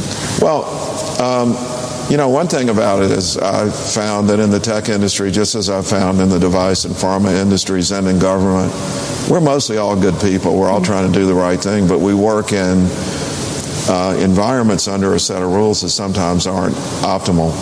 And I don't think anybody in the tech industry had any idea it was going to get to the place it has. Now we got large language models. People think you call it Chat GPT, which really stands for a whole set of technologies. And so it's moving faster than the human system is able to adapt to it. And so, again, you think about the impact of a single person reaching 1 billion people on the internet all over the world. We just weren't prepared for that. We don't have societal rules that are adjudicating it quite right. And I think it's impacting our health in very detrimental ways. So he just casually worked for about 1.5 years at Google and then came back. Mr. Bowtie. This is a rather peculiar interview. He didn't say Jack. No, but it's clear that, and I think part of what these guys see, this AI, is the new thing to trust. Because the trust in doctors is waning, and anybody on the internet, but you know what people do trust now? Oh, ChatGPT. Oh, yeah. AI said so. I think they're counting on that. I really think that they might be counting on that. Well, they're idiots. Okay. Well, there you go. What can I tell you? Hey, let's play this breaking news. Okay. What breaking news? This is interesting. Netflix DVD story. Have you heard this? Maybe not. First Blockbuster, now Netflix. Well, not all of it. After 25 years, the company is ending its DVD by delivery service. Yes, it does still exist, and yes, people still do use it. My kids love to make fun of me because I like so many black and white films, and so just the access to classic films and obscure films, foreign films, that sort of thing, was great. That's John Wallace in Nashville, Tennessee. He has the regular Netflix streaming service, but he and his family have used the DVD delivery system for about 18 years. Stop the clip.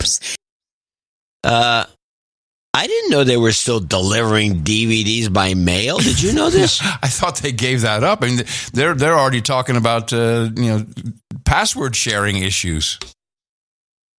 I just found that to be the most peculiar story. Yeah, it doesn't surprise me. Why not? Not everybody is on the web these days. Well, yeah, but I still thought they could be making any money doing that. So I have another offbeat clip. Oh, here's an abortion factoid. Did you know this? Well, I don't know what the factoid is, so how can I know what it is? I'm asking you. It's like an Ask Adam. I'm going to have you play the clip of abortion factoid, and then I'm saying, did you know this? At issue, a lower court ruling that rolled back the Food and Drug Administration's 23-year-old approval of mifepristone. About half of all abortions in the United States are medication abortions. I did know that. I mean, I've been following. You knew that half of the abortions are medication abortions? Yes. Yes, I didn't know that. I've been following. I thought it was a coat case. hanger or something. Oh, you're really not. You should calm down. It's just the fact I didn't know. Did you know? Here's a good one. Well, can you stop for a second? Yeah. So, what is interesting about this is that now what everyone is waiting to see is if this will go to the Supreme Court, if the Supreme Court will take up this case, which I honestly, I don't see why the Supreme Court has any business doing this at all. I mean, but they already took it up and they kicked it back. Well, they didn't kick it back. They put it on postponement. It's going to be Friday or the next. Yeah, it's a Friday, so they haven't kicked anything back. Picked it up. Yeah, well, no, they postponed it until Friday, and then that's tomorrow, and then we'll hear if they pick it up or not. But if they pick it up, I mean, what? Or if let's say they don't pick it up, I mean, can you have any drug? Can you have any drug available to kill anybody? I mean, I think there's a lot. There's a lot here. I don't think they can. I don't think they want to pick it up. No, I don't think they'll touch it either. I don't think they should touch it. No. But I have an NPR report if people need to know that. It's called Supreme Court and the Abortion Pill, NPR. The Supreme Court has temporarily extended access to a commonly used abortion pill until Friday. Justices are still considering whether to allow restrictions on mifepristone to take effect, while a legal challenge to the medication's FDA approval continues. In an order signed by Justice Samuel Alito, the court indicated will act by Friday night. The decision comes following a ruling by a judge in Texas seeking to invalidate FDA approval of the drug despite its 20-plus year record of safe use. Since the Supreme Court overturned the constitutional right to an abortion last summer, political and legal battles are focused on medications used for abortions. Oh, man. Whatever happened to, wear a condom? I mean, that's what it used to be. I mean, it was like abortion was if the condom broke. Somehow we've just forgotten. I mean, that's what I grew up with. And then for a long time, it was like, AIDS does not have sex at all. Well, in Maoist and communist societies, abortion is the number one birth control methodology. There you go. And that's exactly it. That if it's time for you to have a child, we'll create that in the lab, and all the others we can just have fun having sex. Don't worry about anything. You're right. That is entirely the Maoist system, and we're running towards it at breakneck speed. Yeah. I'm going to play you a short Fifi Lagarde clip. Christine Lagarde, since the last time we played it, 2 weeks later, everybody had discovered this thing that she said. Remember that? I don't yet. Yes, you do. But I was the two Russians who punked her, and then she said, "Oh yeah, October, Digital Euro's coming, October." We played all this. We deconstructed the whole interview, and then 2 weeks later, people are sending me, "Oh, this is a great clip." This is an old clip. Yeah. So this is a new clip of her speaking at the Council on Foreign Relations. Actually, this is after her speech. Oh, man. Where she first calls for actually, I should play this. Europe, be prepared. This is what your president of your central bank wants. The single most important factor influencing international currency usage remains the strength of fundamentals. And by that, we know that it is the rule of law, strong, respected institution, as well as open capital markets. By the same token, for Europe, long-delayed projects such as deepening and integrating our capital markets can no longer be viewed solely through the lens of domestic financial policy. To put it bluntly, we need to complete the European Capital Markets Union. This will be pivotal in determining whether the euro remains among the leading global currencies or others, those exotic ones that I mentioned earlier on, take its place. Yeah, so there you go. The capital union, what they said would never happen. You can have one bank, and you can have European taxes. This is exactly what they said they would never do, along with there will never be an EU army. And of course, now there is. And then the second part is where she uses crypto to usher in that which she predicted would happen in October anyway. I'm not impressed by cryptos. As I said, I see them as liabilities more than assets. I respect that people want to produce speculative instruments. If they're prepared to lose it all, that's fine. I'm very concerned that it's seducing young people who don't really understand what they're getting into. And one of the reasons I have pushed our project of the digital euro has to do with the fact that our societies are becoming more and more digital, and we cannot just operate with central bank money that is comprised of banknotes, coins for the central bank money. The rest is commercial bank money. And I'm convinced that we must be able to produce a digital central bank currency. And I'm using all the words. Currency, central bank, digital. That's what we should be able to produce, as well as having a payment infrastructure that is conducive to fast, cheaper, more efficient payment cross-border. I don't think she could be more clear. Central bank digital currency for Europe coming in October. She also had, I think in the same speech, she said something about if you use $1,000, do a transaction in cash over $1,000, it's going to be illegal. Well, that was in the previous video we had when she said that. Oh yeah, they were taking it down to 300, not 1,000, down to 300, 2 to 300. Oh yeah, Europe has no idea what these idiots are up to. And this was no, they're not. They should. Well, the ones who listen to our show, that's for sure. Let's see. Mayor Eric Adams. This guy's been a disappointment, huh? No, not at all. Not in the least. We've got one guy, one of our producers that can do his voice. You mean for the show? No, for the show, he's a gem.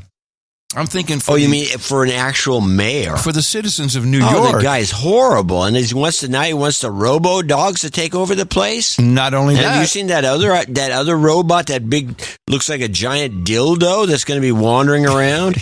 Yes, promise. Holy mackerel! Oh, that doesn't have facial recognition, they say. Mm-hmm. No. Well, then what's the point? He's going after your beef, New York. 1 in every 5 metric tons of carbon dioxide our city emits comes from food.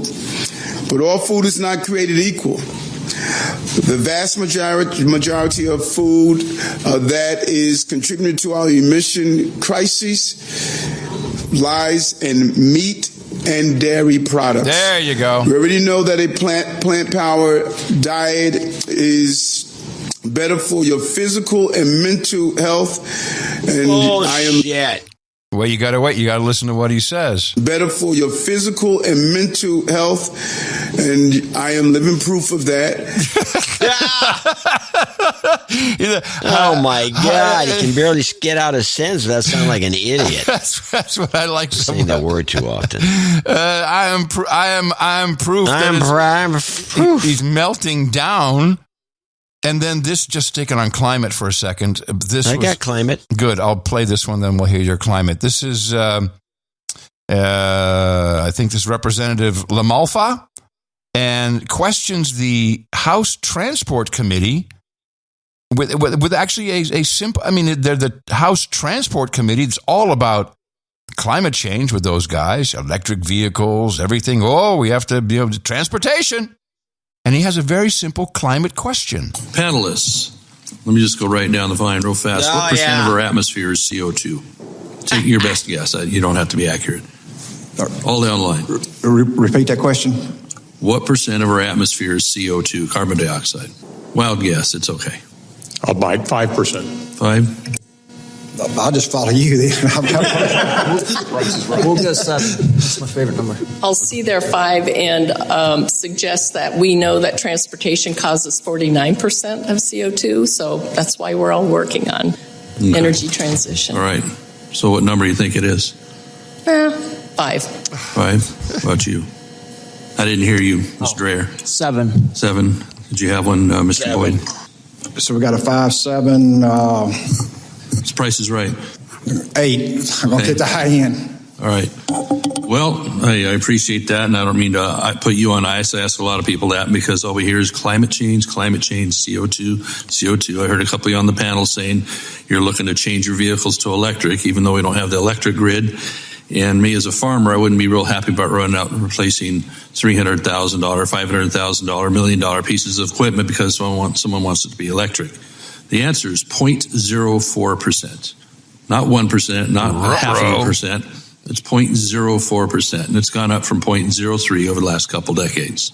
This is what we're being all contorted into doing, is this tiny change in CO2. If we get below 0.02, plant life starts dying off. I love that part. Is that true? Yeah. Yeah, plants need at least 0.2. What's funny is they've done these. What's funny is that those idiots that are up there testifying don't have a clue. Yes. Where they can't answer that simple question. I mean, if you think about what's his name, this Project 350 parts per million. Is the 0.03. Yes. But they have I got the biggest kick out of listening to something on NPR where they had this plant guy. He's doing a greenhouse thing. He says, "Yeah, I got these plants to grow 3 times bigger. I just pump in bunches of CO2, of course, into the greenhouse, and these things grow like crazy." We need a lot more CO2. We would grow bigger. Plants would grow bigger. We would be healthier. We are slowly being killed by this nonsense. Yeah. Nonsense. Well, they're going to get killed in Texas. Here we go. Okay. I love the Texas clips. Yeah. This is Climate Texas versus the Glacier. Rebecca Hersher from NPR's Climate Desk traveled to Galveston, Texas to explain that connection. Wow. She's from the Climate Desk. She left her Climate Desk to travel to Galveston, Texas. We're far from Antarctica, on an island in the Gulf of Mexico. This is Galveston, Texas, gateway to one of the busiest ports in the country, home to a cruise terminal, a university, 50,000 residents, and miles of sandy beaches. Like a lot of people here, Jerry Davila comes down to the water to relax. I love just staring at the water. It's a great stress reliever just to look at it. But families who have lived in Galveston for a long time also know that the water can be dangerous. It's the number one threat to this city's existence. Oh. So I'm June Collins Pulliam, and we are here in Galveston at our family home that's been here for about 120 years. 120 years because the house that used to be on this exact spot was destroyed, swept away by the ocean during a storm in the year 1900. Wait a minute. Yes? In 1900, and there was no climate change issues. No. It wiped out this woman's house, and I guess, there was the Great Flood of Galveston flood in 1900. It was the worst catastrophe in the history of the United States. That seems some time ago. Yes, I would say it was 200. So if things were bad, it should have been getting worse and worse and worse. The whole Galveston Island should be gone. Should be just toast. Gone. That's right. It's not. Not for the want of hoping. Let's go with part 2. Is the sound of the ice cracking apart. One of the most elemental sounds of climate change. This melting... What? We've never heard that. Okay, I had to skip ahead. This is a long report. So she plays. She didn't play anything, but it's the sound of ice when the ice in a giant glacier cracks. Yes, it makes a noise. No, but she called that the iconic sound. Oh yeah, it's the iconic sound. I don't know what it sounds like. You don't know what it sounds like. I don't know how it's iconic, but it is. It's cracking apart. One of the most elemental sounds of climate change. Elemental sounds. This melting glacier in West Antarctica is threatening people who live thousands of miles away in sunny Texas. We actually have first-hand accounts of what happened from oral histories. This is Pulliam's great aunt, Annie Smizer McCullough, who was in her early 20s when the storm hit. Oh, it was a awful thing. You want me to tell you, but it's no tongue can tell it. This recording originally aired in an NPR radio documentary. The sound of wind and water was added by producers. The wind was so strong and those waves was coming so... Well, I don't guess you want to hear all of that. Yes, we do. Go ahead. And I can't believe that she disclosed they added the sound effects. Why would you bust yourself like that? I don't know. What and an the opportunity. Crazy thing is the old lady says, I don't think you want to hear. And then they're all yelling, yeah, let's hear. All right. Third clip? Yeah, go for it. The water was coming so fast. The wagon is getting so it was floating. McCullough barely survived. The family's home and most of the city were destroyed. At least 6,000 people died. It's still the most deadly weather disaster in recorded U.S. history. But the city survived, thanks in large part to a massive concrete wall that was built after the storm. Yep. A wall so tall that engineers said it would protect the city from the ocean forever. The wall is still here today. I drove out to look at it with Kelly Burks-Copes from the Army Corps of Engineers. So this is 17 feet high. 17 feet high and 10 miles long. It runs basically the length of the city. It's covered in murals. There's a 4-lane road along the top. We're on the seawall. So the seawall is where the bulk of the condos are. This is where people come and stay in hotels. They walk across Seawall Boulevard, which is the road we're driving on. They drop down off of the 17-foot seawall on stairs, not jumping, and they go out to the beach. And on a calm day, it's difficult to imagine that water could ever come over the top of this wall. It really does look like it will protect the city forever. And maybe it would have, if not for climate change. All right. But people it's not working anymore. The psychological warfare. Total disagreement. Yeah, well, I'm going to play you. This will be the final clip. I would warn everyone, there's a lot of F-bombs in this one. It is Young Turks, the Young Turks show with Chunk, who turns out to be just, like you didn't know he was an elitist douchebag. But it is... Wait. Are they throwing F-bombs around the Young Turks show? Oh, yeah. Anna Kasparian. Now she's the worst. But listen to what's happening with her. She's starting to connect the dots. She's starting to figure out that she's been hoodwinked, and she's so mad that she just keeps dropping the F-bomb. Oh yeah, she's the type that if she figures out she's been hoodwinked, she'd go nuts. It's like people who quit smoking. Well, listen to this. The way that it happens is, I know that in California, at least, with the phasing out of gas-powered cars, and they'll probably do the same thing with gas stoves, is they just ban the sale of any new gas-powered cars or any new gas stoves. And so the technology that you have in your home, the gas stove that you have in your home, if it breaks, not only are you not able to buy a new one, but it gets increasingly more difficult to just repair it. You get what I'm saying? And so, I get it, but that's a bump. That's the normal bumps in the road. You listen to this elitist cuck. Oh, I get it, but there's just a normal bump in the road. I can just replace it. I'm Chunk from the Young Turks. Not only are you not able to buy a new one, but it gets increasingly more difficult to just repair it. You get what I'm saying?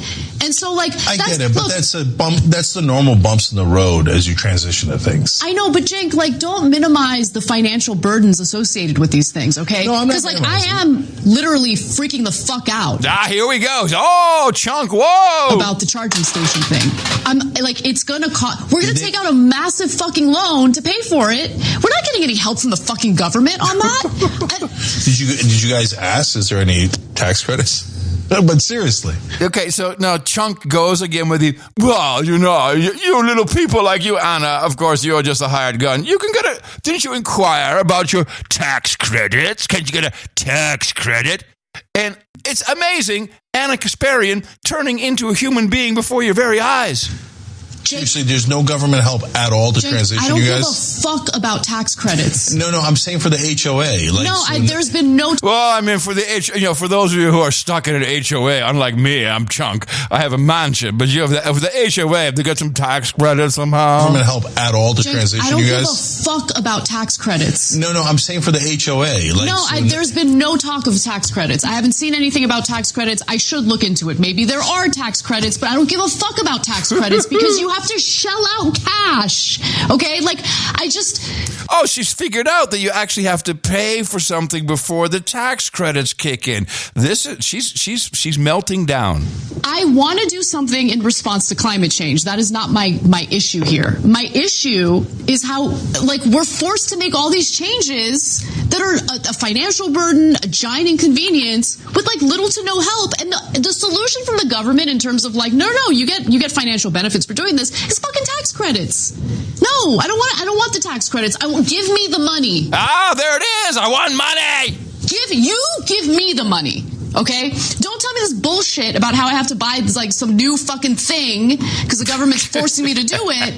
And then after I file my taxes, there's a certain portion of that purchase that might be tax deductible. Fuck off. This is so I love that she is doing this publicly. It's so this is very therapeutic for her. Go, Anna. We're on your side. I'm so sick of it. It's just and a Chunk. I hear you, but portion of that purchase that might be tax deductible. Fuck off. I'm so sick of it. It's just like endless pressure. I can't take it. Yeah, I hear you. And we ask too much of the middle class. We ask too much of the average person. The middle class is the most fucked group of people in this country. No, I hear you on all that. I hear on all that, but that's not me. Don't worry, Anna. That's not me. But at some point, we got to go to electric cars. We don't have a choice. Like the planet's burning, so we got to go to electric. Oh, the planet's burning. So when California says, I mean, how can he sit there with a straight face while she's melting down and say, well, okay, middle class is too bad, but the planet's burning. Is the planet burning? Is that the effect? Let me look out the window. If you see anything, I don't see anything burning in Texas. No, nothing burning here. No, there's nothing burning in this country. No, I hear you on all that. But at some point, we got to go to electric cars. We don't have a choice. We don't have a choice. Like the planet's burning, so we got to go to electric cars. So when California says, hey, let's go to electric cars by whatever the number is, 2025, et cetera. Yeah, it's going to be tough, but but not for me because I'm chunk. At the same time, now prices are coming down. No, they're getting cheaper. No, they're not. Right? Okay, but right. Let's not minimize the cost of actually charging those cars, right? Right? Okay. By the way, she's going to screw up here. She's going to say electric, but she means gasoline. Because here's the other thing. So Gavin Newsom pushes for and succeeds in passing legislation in California that would ban the sale of electric cars. She means gas cars. At a certain year. I think it is 2025, if I'm not mistaken. Maybe not. Maybe it's 2035. I don't remember the exact year. But eventually, pretty soon, you're no longer going to be able to buy a gas-powered car in California. Literally, that same month, Gavin Newsom's there's a heat wave and our energy grid really can't handle it. And so I'm just going to ask you guys, if you have electric vehicles, please don't charge them right now. It's just... No, you can't do that. I mean, she's figuring it out. No, she's not. Yes, she is. It's just a personal thing with her. She likes gas stoves. I have hope for Anna Kasparian. Yeah. Well, you do. I don't. Well, I think... I did like this. It's a good clip, though. It's funny. Go, Anna. Go, Anna. You can do it, Anna. You can do it. No, she can't. It's the milieu, man. It's the milieu. Sunday will be another deconstruction, and I got to talk about this after the show. We have two great shows. One for the Thursday, which I'll be the day after my surgery, so I won't be able to do the show. And then in case I can't do the Sunday, we have another one, but hopefully I'll be able to do that.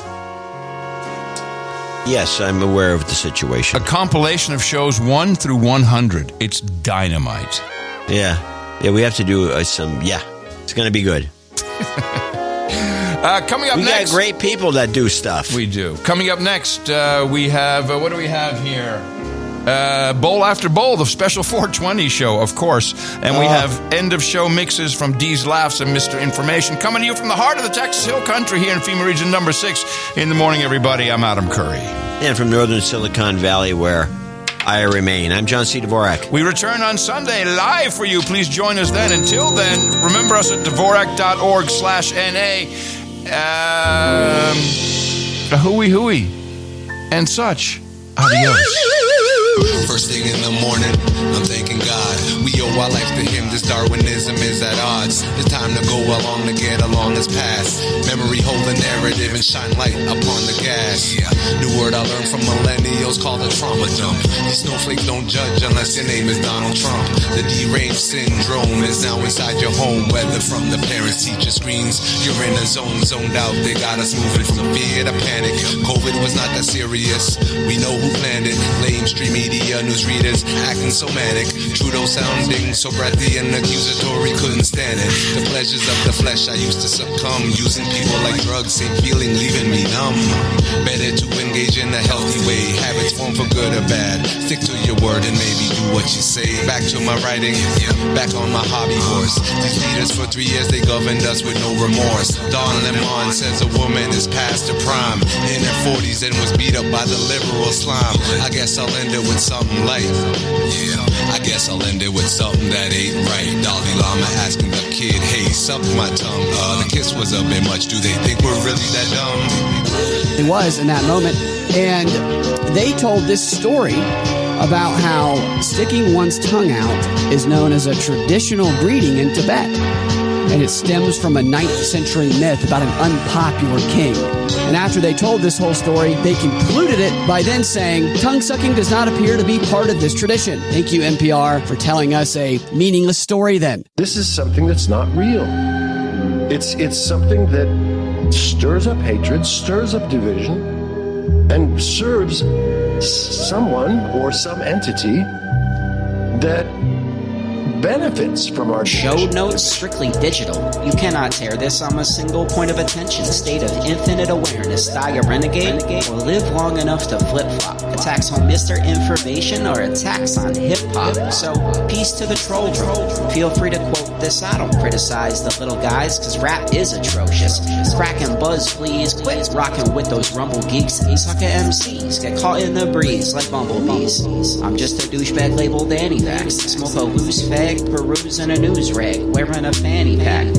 Ayo, Andrew Cuomo, are you the man to ask? Was it a planned attack?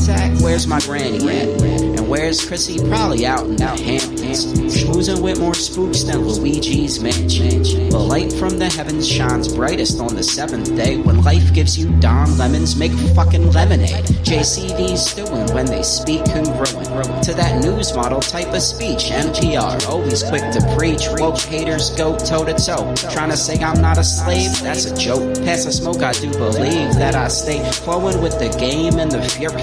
Adam Curry, back when the Flames drafted Flurry. Connection is protection from elections and corruption. No selections, misdirections. Insurrections are productions.